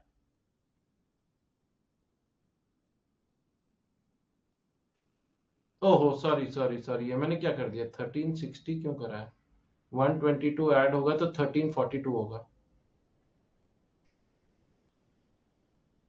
1342, सॉरी सॉरी. बच्चा party, Altamash corrected me, thank you Altamash. हाँ जी गाइस, ये 1 लाख रुपए जो कमाए हैं 50 लाख से ऊपर वाले, इस 1 लाख रुपए पर मैंने टैक्स तो दिया ही होगा एट द रेट 30%, क्योंकि under the default tax regime 15 lakh के बाद ही 30% लग जाता है. तो दिस इज माई इनफ्लो. मेरी बात ध्यान से देखिएगा, ये मेरा इनफ्लो है, मतलब ये मेरे पास मैंने अर्न किया है, ये 1 लाख रुपए मैंने कमाया है. अब मैं जानना चाहता हूं because of this 1 lakh rupees what is the amount of outflow. इस 1 लाख रुपए की वजह से कितना मेरा आउटफ्लो हो रहा है, मैं वो निकालना चाहता हूं. तो सरकार कहती है राठी जी 1 लाख रुपए का आपने टैक्स दिया होगा on 1 lakh rupees, tax on 1 lakh rupees at the rate 30% guys. तो 30,000 तो आपने टैक्स दिया होगा. मैंने कहा जी बिल्कुल दिया है. एंड दूसरा दूसरा सरचार्ज लगा, surcharge because of 1 lakh rupees, 1,22,000. तो टोटल आपका जो निकल कर आ रहा है,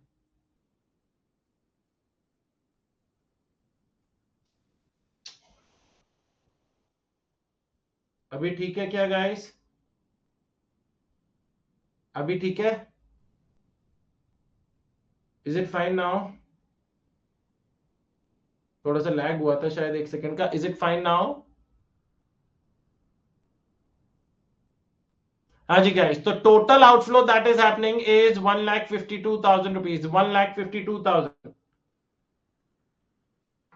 मैं एक बार फिर भी रिफ्रेश कर देता हूं guys, just give me a moment.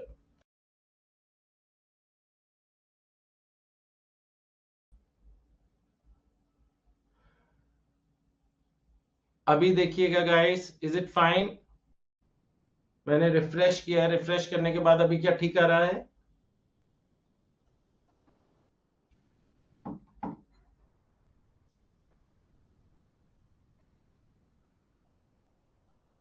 ठीक है, okay okay, thank you guys. अब इधर देखिएगा गाइस, मेरा इनफ्लो हुआ 1 लाख रुपए का, और 1 लाख पर टैक्स दिया 30,000 रुपीज, ये आउटफ्लो हुआ. और 1 लाख रुपए के ऊपर, 1 लाख की वजह से मेरे ऊपर सरचार्ज लगा गाइस 1,22,000 रुपीज का, तो ये भी आउटफ्लो हुआ.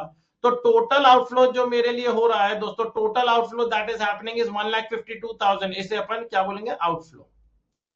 Now my question to you guys is, क्या आप कभी भी कोई ऐसी कमाई करना चाहोगे दोस्तों जहां इनफ्लो, जो कमाई हो वो 1 लाख रुपए के हो, और उस 1 लाख रुपए की वजह से जो आउटफ्लो हो रहा है, जो पैसा बाहर जा रहा है, that is 1,52,000 rupees. Would you ever like to earn an income like that? The answer to which is no. तो यहां पर दोस्तों आपको मिलेगा MR, marginal relief. Marginal relief is B-A. कभी भी कोई भी ऐसा ही कोई कमाई नहीं करना चाहता, तो 1,52,000 rupees, 1,52,000 minus 1 lakh rupees, minus 1 lakh rupees आपका निकल कर आता है 52,000 रुपीज. कितना निकल कर आता है? 52,000 रुपए. ये आपका मार्जिनल रिलीफ है गाइस. सरकार ने कहा the additional outflow over inflow, the additional outflow over inflow is your marginal relief B-A. तो वो आप यहां पर मार्जिनल रिलीफ माइनस करेंगे गाइस, और आपका यहां पर 52,000 माइनस होगा, तो आपका बचेगा 12,90,000 rupees. And after that 12,90,000 rupees, you will add health and education cess HEC at the rate 4%. Health and education cess at the rate 4% join करेंगे. 12,90,000, इसका 4% निकल कर आता है 51,600. 51,600 ये आप करेंगे प्लस इक्वल्स टू, तो 13,41,600. क्या कंसेप्ट क्लियर हुआ गाइस? कि हमें ये देखना है कि वो उस इनकम की वजह से, जिसकी वजह से हमारे ऊपर सरचार्ज लग रहा है, क्या उस इनकम की वजह से the outflow is more than the inflow. If yes the outflow is more than the inflow, then the concept of marginal relief shall be made applicable. तभी कंसेप्ट ऑफ मार्जिनल रिलीफ लगेगा, otherwise the concept of MR, marginal relief shall not apply. अब guys एक question मैं आप लोगों को देता हूं गाइस, या चलो ये वाला क्वेश्चन भी मैं करवाऊंगा. कुछ होमवर्क के लिए क्वेश्चंस हैं, and you guys will have to put up the best foot forward. और गाइस अनाउंस कर दो, आपका पहला टेस्ट इस संडे को दिन में 12 बजे होगा. MCQ test, MCQ test Sunday को आपका दिन में 12 बजे होगा. मैं ये भी आप लोगों को क्लैरिटी दे दूं गाइस कि आप लोगों को उसमें कोई नेगेटिव मार्किंग नहीं होगी. ऑटोमेटिकली 1 घंटे का पेपर रहेगा, एमसीक्यू टेस्ट रहेगा, 10 क्वेश्चंस रहेंगे, आपको आंसर करना है. 20 से 25 मिनट में नॉर्मली बच्चों का हो जाता है. हर सही क्वेश्चन के लिए आपको 2 नंबर दिए जाएंगे गाइस. जो भी गलत होगा जब आप पेपर सबमिट कर देंगे, तो उसके बाद आपको आंसर शीट मिल जाएगी, आप अपनी गलतियों को सुधार सकते हैं. And I would want to see as many students as possible securing 100% marks, 20 on 20. And I know you guys can do it guys, trust me. आप लोग कर सकते हैं. मैं I totally believe on to you on this guys. Okay? चलो जी guys, अब एक और क्वेश्चन करते हैं. Mr. Y, aged 61 years, resident of India following the old regime, and he has an income of, let's say, 55 lakh rupees.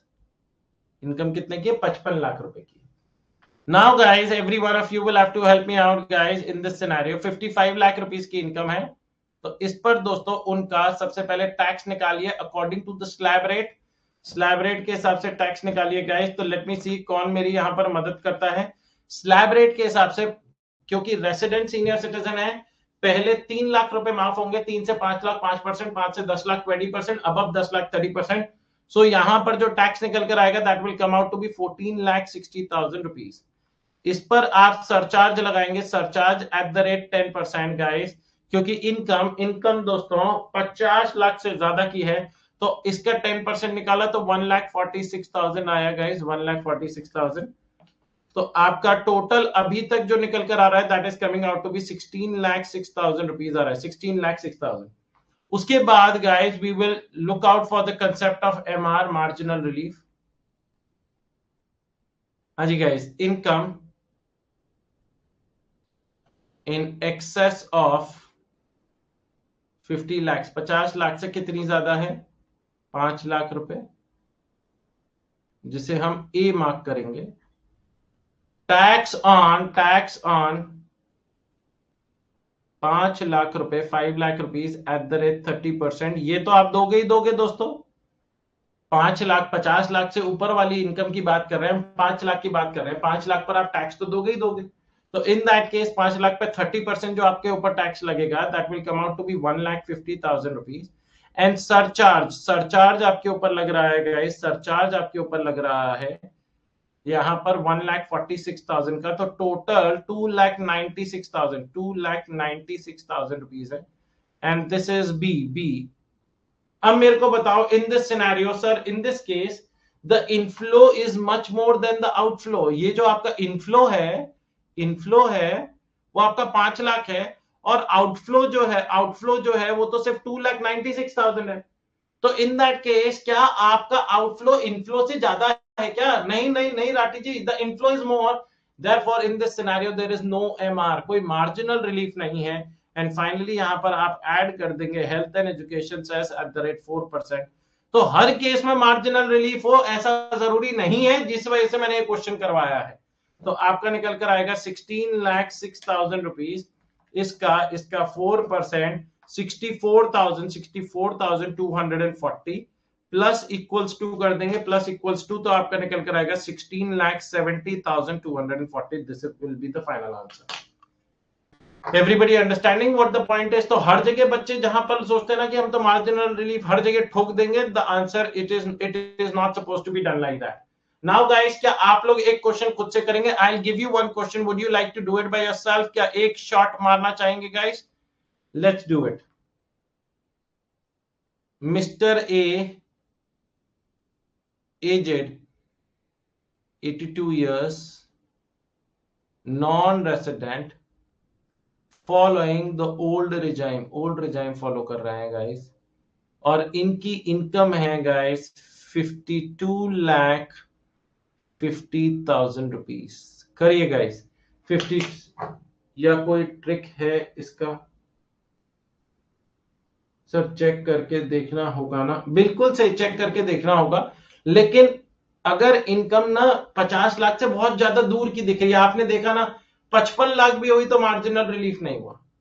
अगर आपको लगता है यार इनकम तो 60 लाख है, 65 लाख है, 70 लाख है, तो वहां पर मार्जिनल रिलीफ चेक करने की जरूरत नहीं है। It is only when your income is has just crossed the limit of 50 lakhs or as the case may be 1 crore। अगला सिनेरियो जो मैं आपको दूंगा, या मैं पहले करवाऊंगा एक सिनेरियो, कि अगर इनकम 1 करोड़ से थोड़ी सी ज्यादा हो जाती है, when there is a change in the rate of surcharge, then what is gonna happen?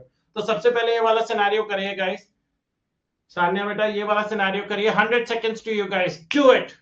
लिख लिख के करना है guys, that's the best part about the fast track batch, कि अगर आप लिख लिख के नहीं कर रहे हो तो छोड़ दो भैया, समझ लो जो आपने पैसे दिए हैं वो आपके वेस्ट हो गए। ये मत समझना कि लिख नहीं रहे तो राठी जी रिफंड कर देंगे, क्या? बिल्कुल नहीं करूंगा, ऊपर से कुटाई और होगी। लिखिएगा इस फटाफट। Last 40 seconds, last 40 seconds guys. Non resident है, इस चीज का ध्यान रखना। सर नॉन रेसिडेंट को क्या मार्जिनल रिलीफ मिलेगा? द आंसर इज, क्या हमने कहीं पर भी ऐसा देखा कि नॉन रेसिडेंट को मार्जिनल रिलीफ नहीं मिलेगा? हमने ये देखा non resident is not entitled for the benefit of rebate under section 87 है, he is still entitled to the benefit of relief. Marginal relief का जो है ना वो अभी भी अवेलेबल है। अब इधर देखिए गाइस, 52,50,000 रुपीज पर अगर आप टैक्स निकालते हैं, 52,50,000 रुपीज पर अगर आप टैक्स निकालते हैं, तो आपका 12,75,000 होता है, 12,75,000 रुपीज ये आता है गाइस। इसमें आप ऐड करिए, guys surcharge at the rate 10% into 0.1 guys, 1,27,500, 1,27,500 plus equals to guys 14,02,500। यहां तक क्या सबका मैच कर रहा है गाइस? यहां तक क्या सबका मैच कर रहा है? गड़बड़ हो गई ना, सॉरी गाइस। प्लस 1,12,500 कौन करेगा? 13,87,500। सॉरी गाइस, 13,87,500, इसका 1,38,750 निकल कर आया गाइस 15,26,250।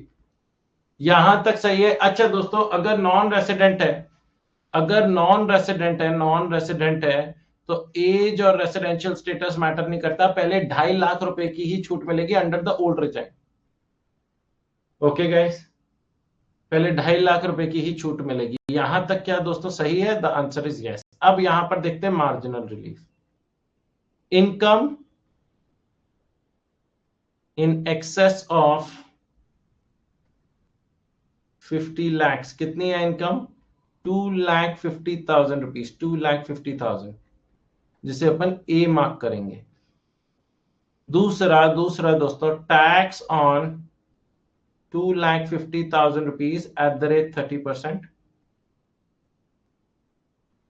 हाँ जी गाइस, कितना निकल कर आएगा? 2,50,000 का 0.375,000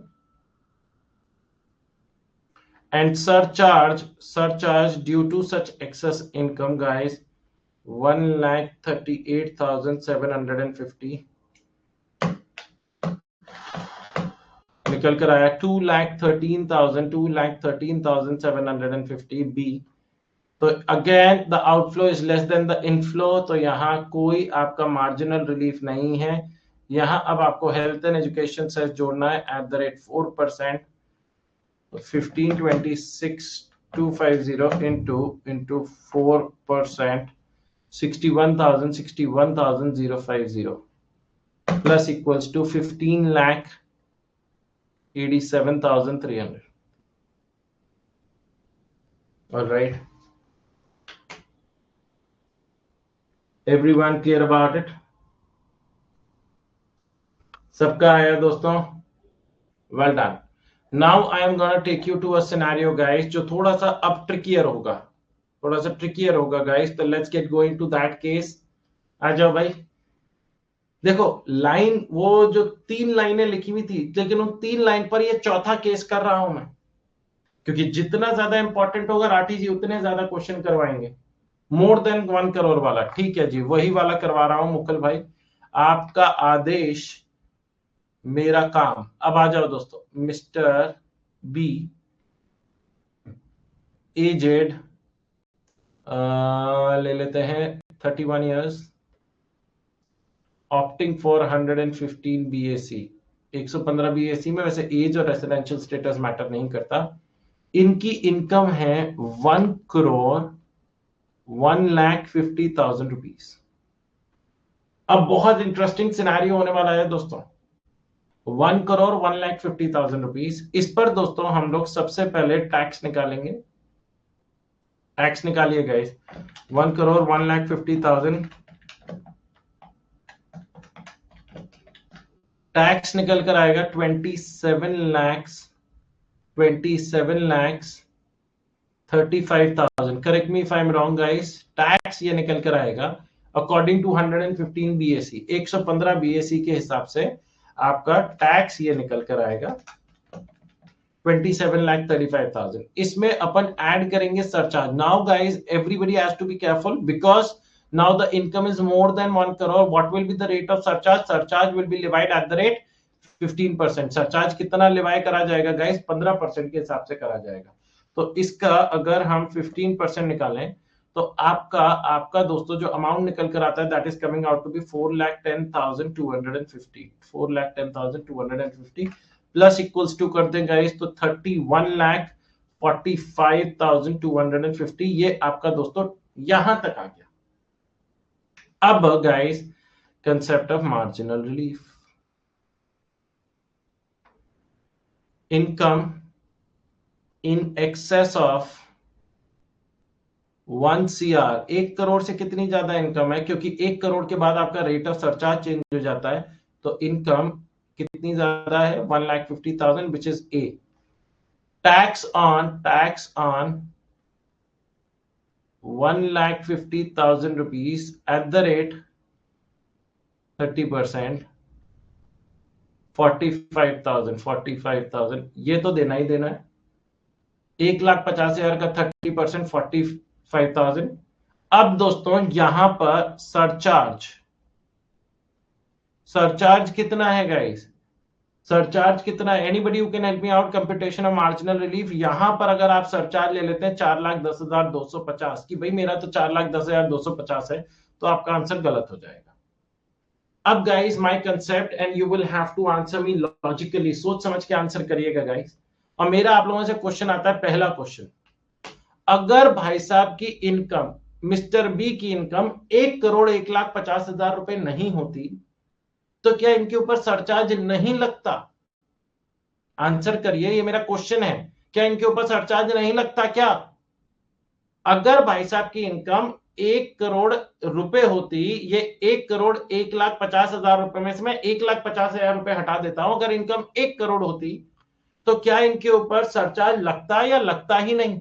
सर लगता, लेकिन सर एट द रेट 10% लगता। करेक्ट, करेक्ट, लगता राठी जी, ऐसा नहीं है लगता नहीं, क्योंकि सरचार्ज लगना चालू हो जाता है 50 लाख के बाद। अब 50 लाख से 1 करोड़ तक की इनकम होती है, then the rate of surcharge that is applicable is 10%, it is not 15%। But in this scenario because the person mister B has earned 1 crore 1,50,000, आप 15% लगा रहे हैं, सही सही बात है। तो अगर इधर ध्यान से देखिए, इधर ध्यान से देखिए, अगर ये 1 करोड़ 1,50,000 की जगह मैं बोल दूं अगर इनकम 1 करोड़ रुपए है, तो क्या आप सरचार्ज निकाल सकते हैं? भैया अगर ये 1 करोड़ 1,50,000 रुपए में से मैं 1,50,000 रुपए हटा देता हूं, तो भी आप कह रहे हो ना सरचार्ज तो लगता। तो सरचार्ज 1 करोड़ पर कितना लगता? तो सबसे पहले दोस्तों 1 करोड़ पर आप टैक्स निकालिए गाइस। 1 करोड़ पर आपका जो टैक्स निकल कर आएगा that will come out to be 26,90,000 rupees, 26,90,000 rupees. और इस पर जो आपका सरचार्ज लगता वो एट द रेट 10% 2,69,000 रुपीज लगता। ये तो आप पहले भी दे रहे थे। अगर ये 1,50,000 रुपए नहीं होता तो इतना सरचार्ज तो आपको फिर भी देना पड़ता 2,69,000। बट बिकॉज आपने थोड़ी ज्यादा इनकम अर्न करी and you have now crossed 1 crore rupees and have earned 1 crore 1,50,000, the surcharge has come out to be 4,10,250. So can we identify the change in surcharge because of that 1,50,000? हमें यहां पर क्या निकालना है, surcharge because of 1,50,000, 1,50,000 रुपए की वजह से सरचार्ज में क्या चेंज आया। तो दोस्तों अगर 1,50,000 रुपए की इनकम है तो हमारा सरचार्ज है 4,10,250 और उसमें से माइनस करो 2,69,000 रुपीज। तो आपका ये पता चल जाएगा what is the change in surcharge because of 1,50,000 rupees. It is 1,41,250। तो ये वाला हटा रहा हूं गाइस। अब टोटल करो इसमें 1,86,250। तो आपका इनफ्लो कितना है, आपका इनफ्लो है 1,50,000, आपका आउटफ्लो कितना है 1,86,250। अब समझ गए guys, so marginal relief is B minus A because the outflow is more than the inflow, there is a marginal relief and that is 36,250, 36,250।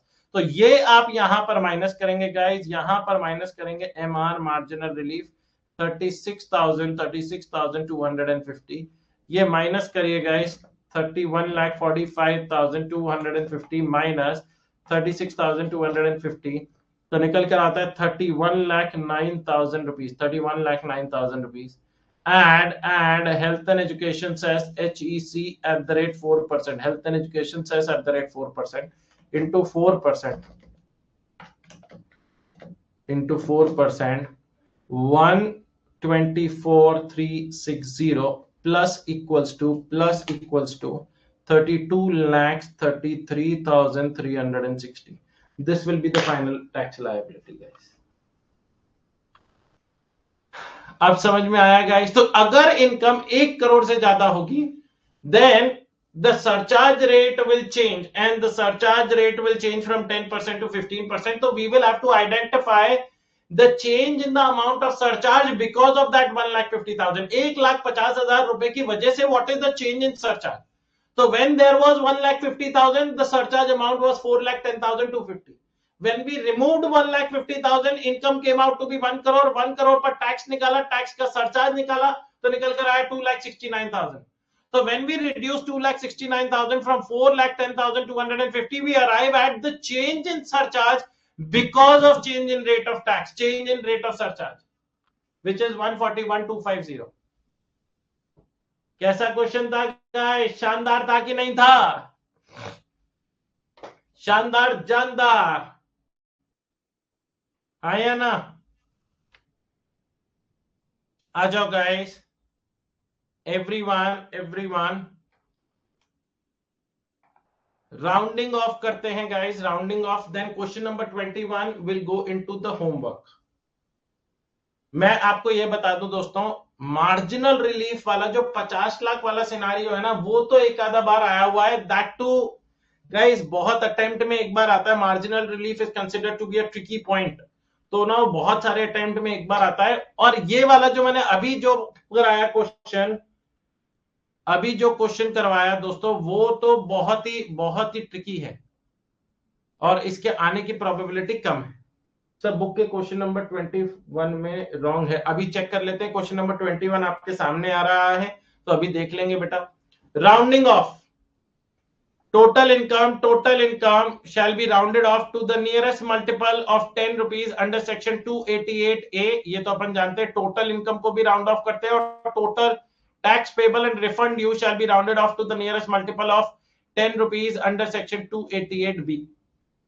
तो 288A और 288B में आपके total income and tax liability को round off किया जाता है respectively to the nearest multiple of 10 rupees.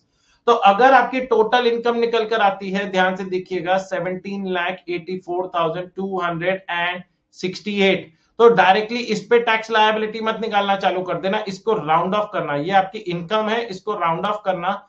17,84,270, इसको round of करना.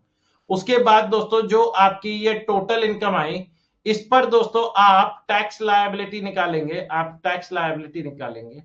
हो सकता है आपकी टैक्स लायबिलिटी इसमें निकल कर आए 4,10,214. तो फिर इसे राउंड ऑफ किया जाएगा दोस्तों, राउंड ऑफ किया जाएगा.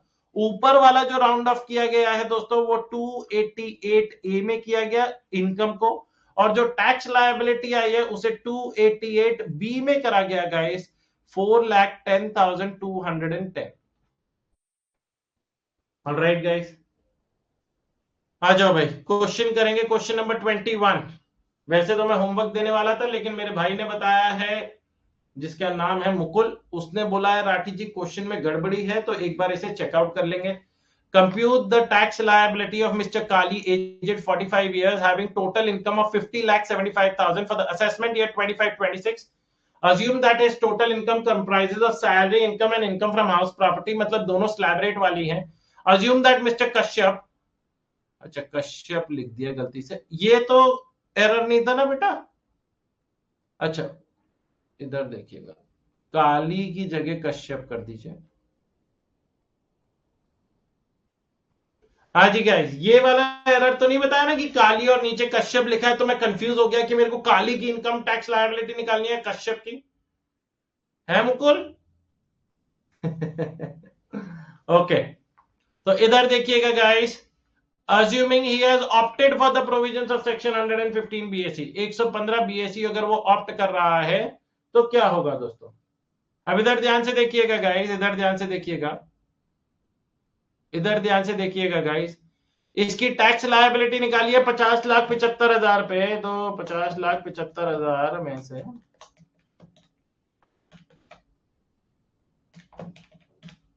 12,12,500, यहां तक तो सही है बेटा, 12,12,500 यहां तक तो सही है। उसके बाद आपका आता है 12,12,50, सरचार्ज भी सही है यहां तक, प्लस इक्वल्स टू 13,33,750, यहां तक तो सही है गाइस, यहां तक तो सही है।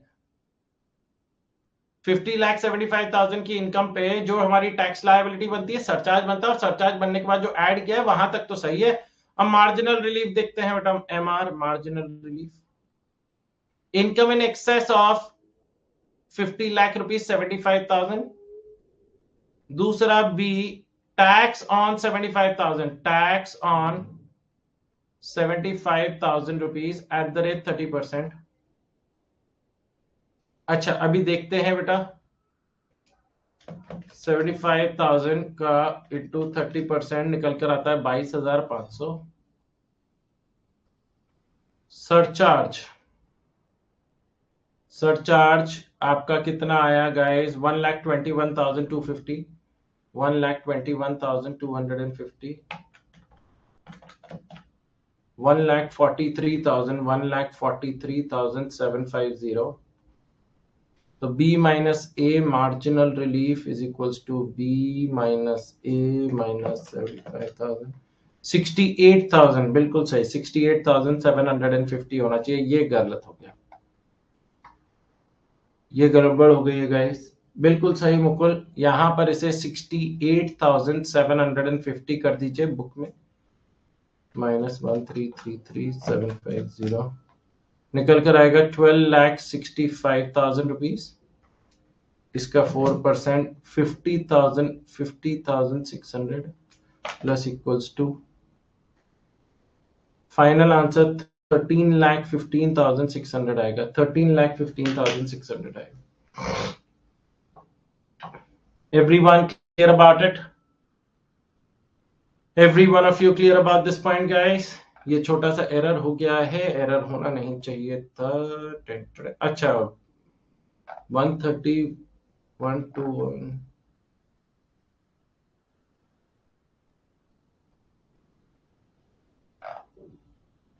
22,500,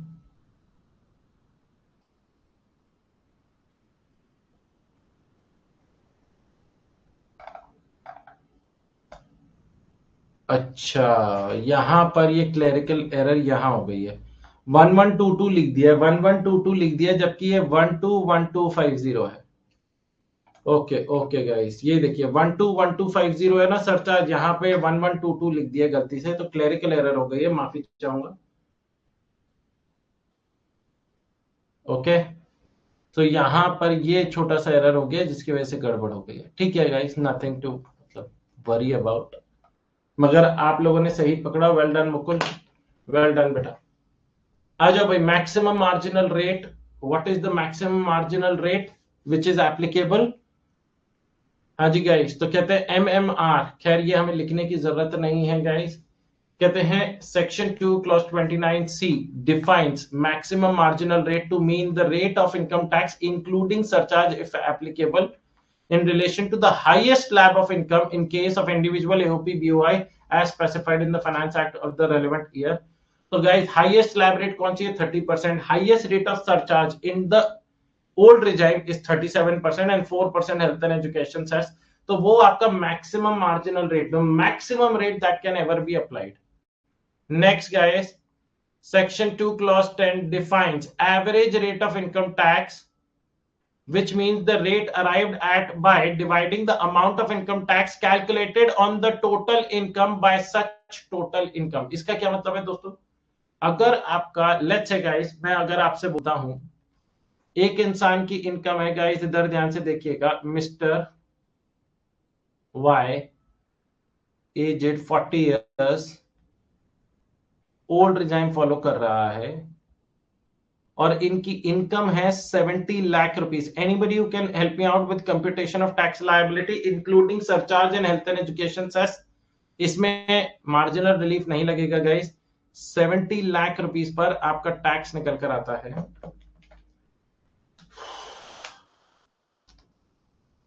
ओल्ड टाइम है ना.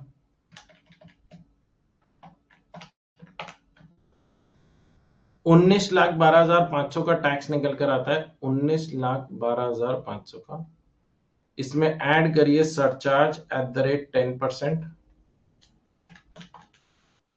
19191,250 plus equals to 21,03,750. Add 4%. Add health and education cess at the rate 4% guys. इसका 4% निकालिए. 84,150 plus equals to 21,87,900. Alright guys, ये आया. अब इन्होंने कहा है आपसे एवरेज रेट निकाल के बताइए राठी जी. तो एवरेज रेट है जितना आपका इनकम टैक्स आया divide by total income into 100. तो आपका एवरेज रेट ऑफ टैक्स निकल कर आ जाएगा. तो आपका इनकम, आपके दोस्तों इधर देखिएगा एवरीबडी, इनकम कितनी है 21 लाख. इनकम टैक्स कितना है 21,87,900 divide by 70 lakh rupees. 70 lakh rupees into 100 divide by 70 lakh into 100 निकल कर आएगा 31.255%. तो ये आपका average rate of income tax है. क्या जितना आपका टैक्स निकला divide by total income into 100. जितना आपका टैक्स निकला divide by total income into 100. आ जाओ गाइस, ये बहुत आसान से सिनेरियोज हैं. क्वेश्चन नंबर 22 करिएगा guys. Where the total income of an artificial judicial person is 4,50,000 rupees, the income tax is dash and the surcharge applicable is dash. Assumingly guys, कि यहाँ पर ओल्ड रिजाइम फॉलो करी जा रही है. तो 4,50,000 में से 4,50,000 में से 2.5 लाख रुपए माइनस होगा, बचा 2 लाख. उसका आपका 5% 10,000 इंटू 1.04 10,400 रुपए. एंड सरचार्ज 0 होगा क्योंकि सरचार्ज 50 लाख के बाद लगता है. अब कई बच्चे सोचेंगे सर रिबेट तो दिया ही नहीं. रिबेट एक रेसिडेंट इंडिविजुअल को मिलती है, ना कि आर्टिफिशियल जुडिशियल पर्सन को. तो in that scenario guys, no rebate, A will be the correct answer. Alright guys, यहां पर ओल्ड रिजाइम अज्यूम करी गई है. क्वेश्चन आपको वैसे क्लैरिटी देगा. In case of a domestic company जिसकी receipts for the previous year 22-23 is 451 lakhs, only Diya will answer me. दिया बेटा, अगर डोमेस्टिक कंपनी जिसका टर्नओवर 22-23 का 451 है, सर कंफ्यूज मत करिए, 451 lakhs लिखा है. और क्योंकि lakhs लिखा है, नॉट करोड़, तो सिर्फ कितना हुआ ये 4.51 करोड़. कितना है 4.51 crore. So in that case, the tax rate applicable for the assessment year 25-26 कितना होगा? It will be 25%. A is the correct answer. A. All right, guys. Next, guys. Question number 24. ये वाला अभी करिए. मैं ये वाला बता देता हूं. The term income has been defined under section 2 clause 24. खैर ऐसे तरीके का कोई क्वेश्चन आएगा नहीं आप लोगों के लिए कि सेक्शन का बताइए कौन से सेक्शन में आता है. क्वेश्चन नंबर 24 करिए. Income of mister Shaw, non resident, aged 68 years, senior citizen है, नॉन रेसिडेंट है, a 7,07,000 rupees. Compute his tax liability assuming he wishes to follow the default tax regime. Sir default tax regime follow कर रहा है और income 7 lakh से थोड़ी सी ऊपर है, तो क्या वो यहां पर रिलीफ मिलेगा कि नहीं मिलेगा?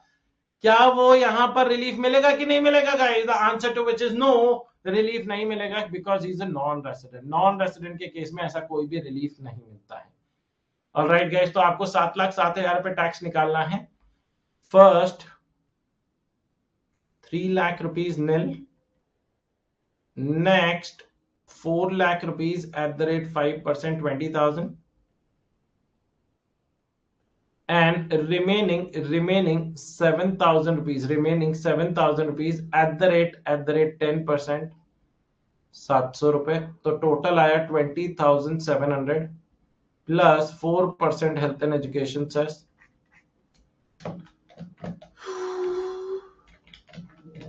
21,528 rounded off to 21,530. Rounded off to 21,530. D is the correct answer. Question number 26 दोस्तों होमवर्क में जा रहा है. Question number 26 is going into homework, guys. Okay, अपने आप से करना है guys. Question number 26. क्या सर हमें ग्रुप में शेयर करना है? जी हाँ guys, आपको ग्रुप में शेयर करना होगा. आ जाओ भाई, एक क्वेश्चन जो आज आपको ग्रुप में शेयर करना है, that is question number 26. That is the only question. कल तो फिर भी 3 क्वेश्चन मिले थे. आ जाओ guys. Which of the following is not an assessee? आपको पता लगाना है इनमें से कौन असेसी नहीं है. असेसी कौन होता है? जो भारत देश की सरकार को टैक्स या any other sum of money pay करे. अब यहां पर देखना, mister Lakhan following optional tax regime, aged 32 years, having total income of 4,92,000. अब पहले 2.5 लाख रुपए माफ होते हैं, बचे हुए 2.5 लाख पर मतलब 2,42,000 पर 5% लगेगा 12,100 और 12,100 की रिबेट मिल जाएगी. तो यहां पर लखन भाई की टैक्स लायबिलिटी कितनी है? हाँ जी गाइस, लखन भाई की टैक्स लायबिलिटी कितनी है गाइस? टैक्स लायबिलिटी आ जाएगी 0. एंड क्योंकि इनकी टैक्स लायबिलिटी 0 है, he is not paying any sum of money to the government. क्या ये असेसी हैं? The answer is no, he is not an assessee and therefore A is the correct answer. Next, Miss Shivani, resident, 60 years, opting for default tax regime, having income of 7,03,000. Default tax regime में income marginally 7 lakh से ज्यादा है, तो जितनी income 7 lakh से ज्यादा की होती है उतना ही टैक्स बन जाता है. तो 3,000 रुपए का टैक्स बनेगा प्लस 4% निकल कर आएगा 3120 गाइस. नेक्स्ट, तो यहां पर ये असेसी तो है क्योंकि शिवानी को टैक्स पे करना है. Mister Kumar, non resident, aged 61 years, following default tax regime, having income of 392. अब क्योंकि नॉन रेसिडेंट है, इन्हें ना तो रिबेट का बेनिफिट मिलेगा गाइस, और डिफॉल्ट टैक्स रिजाइम में पहले 3 लाख रुपए माइनस होंगे. 92,000 पर आपका 5% टैक्स लगेगा. 5% 4,600 रुपए, 4,600 रुपए plus 4% health and education cess guys into 1.04. Round off करने के बाद आता है 4,780. उसके बाद दोस्तों आपका D point, AB and sons HUF, करता की एज है 83 years, having income of 3,51,000. Again करता की एज मैटर नहीं करती. HUF के केस में 3,51,000 की इनकम है, टैक्स लायबिलिटी देनी पड़ेगी गाइस. तो इन दिस सिनेरियो, इसमें रिजाइम नहीं बोला, रिजाइम बोलना चाहिए था. रिजाइम बोलेगा दोस्तों तो उस हिसाब से कोई भी रिजाइम और टैक्स लायबिलिटी निकलेगी. Therefore in B, C and D you will have to pay tax, and because in B, C, D you are paying tax to the government, you are an assessee. Question में पूछा है which of the following is not an assessee? It is A. It is A. Everyone clear about it? मजा आया guys? मजा आया आप लोगों को आज के इस धमाकेदार, शानदार, जानदार सेक्शन में, चैप्टर में? And this brings us to the end of the chapter guys. हमारा यहां पर चैप्टर खत्म होता है. पूरा का पूरा chapter has now been taken care of. एक दो जगह जहां थोड़ा सा क्लरिकल एरर थी उन्हें ठीक कर लेंगे गाइस. बाकी I don't think so there should be any issue whatsoever. Alright guys, तो wishing you guys all the very very best. एक क्विक रिकैप करते हैं दोस्तों. आज जो हम लोगों ने किया दोस्तों, रिकैप तो आपको पता ही है दोस्तों. That's a mandatory part of the chapter. तो टैक्स रेट्स करी थी for partnership firms, local authority and cooperative society. सबसे पहले फर्म्स एंड लोकल अथॉरिटी पे फ्लैट 30%, और 1 करोड़ से इनकम ज्यादा होगी तो 12% सरचार्ज. कोऑपरेटिव सोसाइटी पर अगर ओल्ड रिजाइम में फॉलो करते हैं तो पहले 10,000 पे 10%, 10,000 से 20,000 20%, अब 20,000 30%. सरचार्ज अगर 1 करोड़ से 10 करोड़ के बीच की इनकम है तो 7%, 10 करोड़ से ज्यादा का है तो 12%. न्यू रिजाइम अगर 115 BAD में फॉलो कर रहे हैं तो 25.168%, अगर 115 BAE में फॉलो कर रहे हैं तो 17.16%. In case of companies, domestic company है having turnover up to 400 crores in the previous year 22-23 तो 25%, more than 400 crores 30%, foreign company के केस में 35%. सरचार्ज, डोमेस्टिक कंपनी अगर आपकी इनकम 1 करोड़ से 10 करोड़ के बीच में तो 7%, 10 करोड़ से ज्यादा है तो 12%. फॉरेन कंपनी के केस में 1 करोड़ से 10 करोड़ के बीच में तो 2%, अबव 10 करोड़ 5%. डोमेस्टिक कंपनी अगर 115 BAA फॉलो कर रहा है तो 25.168%, और दूसरा 115 BAB फॉलो कर रहे हैं तो 17.16%. These are certain terms and conditions. Health and education shall be levied at the rate 4% on income tax and surcharge if applicable. But ध्यान रखिएगा हेल्थ एंड एजुकेशन से सारे सिनेरियोज में लगता है. मार्जिनल रिलीफ दोस्तों, अगर आपका because of surcharge your outflow is more than the inflow, तो जितना आउटफ्लो इनफ्लो से ज्यादा है उतना आपको दोस्तों मार्जिनल रिलीफ मिलता है. राउंडिंग ऑफ आपकी टोटल इनकम और टैक्स लायबिलिटी को राउंड ऑफ किया जाता है under section 288A and 288B respectively to the nearest multiple of 10 rupees. MMR, maximum marginal rate, is the highest rate applicable on individual HOF AOP including surcharge and HEC. Average rate of income tax is basically the tax component, जितना आपकी tax liability है divide by total income into 100, वो आपका average rate of tax निकल कर आएगा. इसके अलावा दोस्तों हम लोगों ने दो theoretical points भी करे, पीछे वाले को पहले कर लेते हैं जो बाद में किया था. कॉन्स्टिट्यूशनल प्रोविजन, कॉन्स्टिट्यूशनल प्रोविजन में अगर आपको ध्यान दें तो कॉन्स्टिट्यूशनल प्रोविजन में सबसे पहले हम लोगों ने क्या पढ़ा था कि आर्टिकल 246 से हमारी सरकारों को पावर मिली गई है, be it the central government of the state government, to levy taxes in India whether direct और indirect.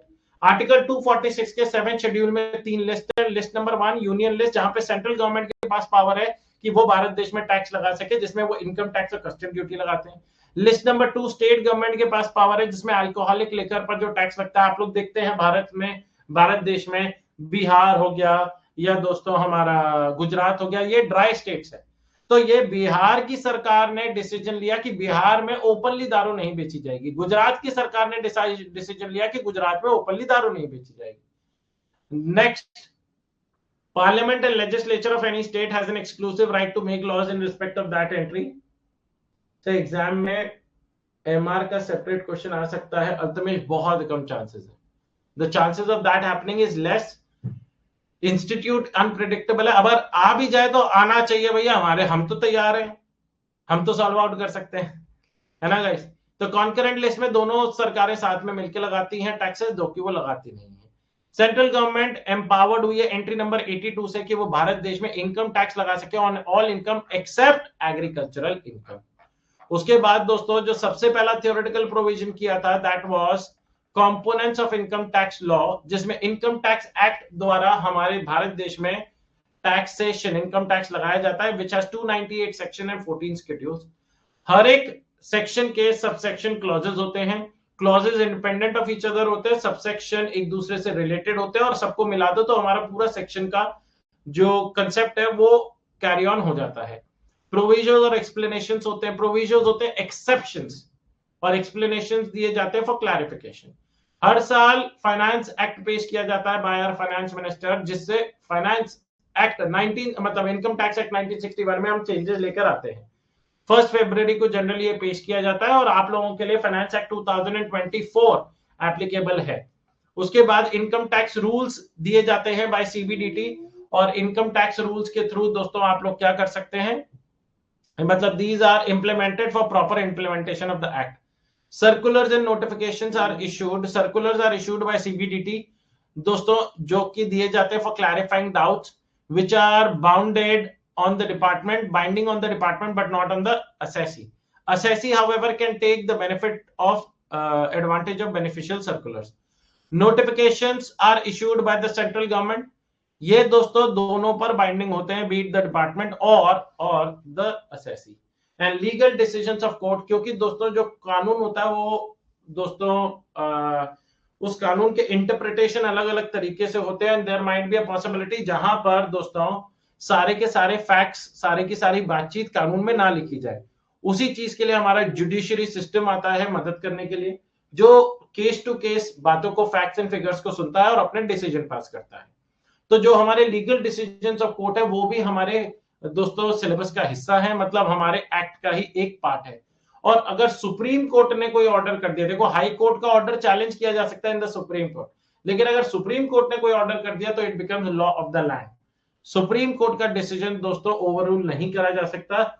In case of death penalty वगैरह जो होती है ना, डेथ पेनल्टी दोस्तों, तो उस केसेस में दोस्तों the president has the power to overrule it. Only हमारे देश के प्रेसिडेंट के पास पावर होती है कि वो उसे ओवररूल कर सके। ऑलराइट गाइस, तो आई होप मजा आया दोस्तों आप लोगों को इस चैप्टर में। चलिए जी गाइस, आज का सेशन यहीं तक। I hope you guys enjoyed the session. ये क्वेश्चन तो नहीं आता, तो नहीं है मुकुल, मैं बता रहा हूं ना, थ्योरेटिकल पोर्शन बहुत ही कम आता है इस चैप्टर में से, आएगा तो you guys will be able to handle it. अब आप लोग दोस्तों क्वेश्चन बैंक के क्वेश्चंस कर सकते हैं। मैं भी एक सेशन लूंगा दोस्तों जहां पर मैं क्वेश्चन बैंक के क्वेश्चंस करवाऊंगा, लेकिन क्योंकि चैप्टर नंबर 1 छोटा था तो मैं चैप्टर नंबर 1 और 2 दोनों को मिलवा के क्वेश्चन बैंक के क्वेश्चंस करवाऊंगा। ओके गाइस, तो चैप्टर नंबर 1 का ऐसा नहीं है क्वेश्चन बैंक नहीं होगा, क्वेश्चन वो होगा, लेकिन that will B combined with chapter number 2, वो चैप्टर नंबर 2 के साथ होगा। ओके गाइस, एक बच्चे ने हाथ उठाया, अरिहंत ने हाथ उठाया। I am inviting Arihant once again. Yes Arihant, बोलिए।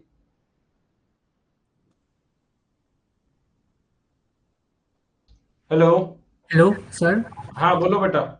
सर मेरा एक डाउट था, लेकिन सर आज के सेशन रिलेटेड नहीं था, कल जो आपने होमवर्क दिया था उसके रिलेटेड था। हाँ बोलो। सर जो क्वेश्चन 17 है पेज नंबर 1.16 पे। ओके सर इसका जो फोर्थ केस है। पेज न, अच्छा आपकी बुक में इस वाले में अभी देखता हूँ, रुचि वाला केस। हाँ सर, रुचि वाला केस। हाँ बोलो। सर उसमें क्या था सर, जो आंसर में डिफरेंस सर आ रहा है लगभग सर 2 लाख का डिफरेंस आ रहा है सर आंसर में, मतलब जो नेट टैक्स लाइबिलिटी आ रही है लास्ट में, उसमें लगभग 2 लाख का डिफरेंस आ रहा है मेरे में और बुक के में। लेकिन सर मैंने प्रोसीजर सेम फॉलो किया है, बस मैंने नहीं, जो रुचि वाला केस बिजनेस थोड़ा सा इनकम है। डिफरेंट था बेटा। जी सर।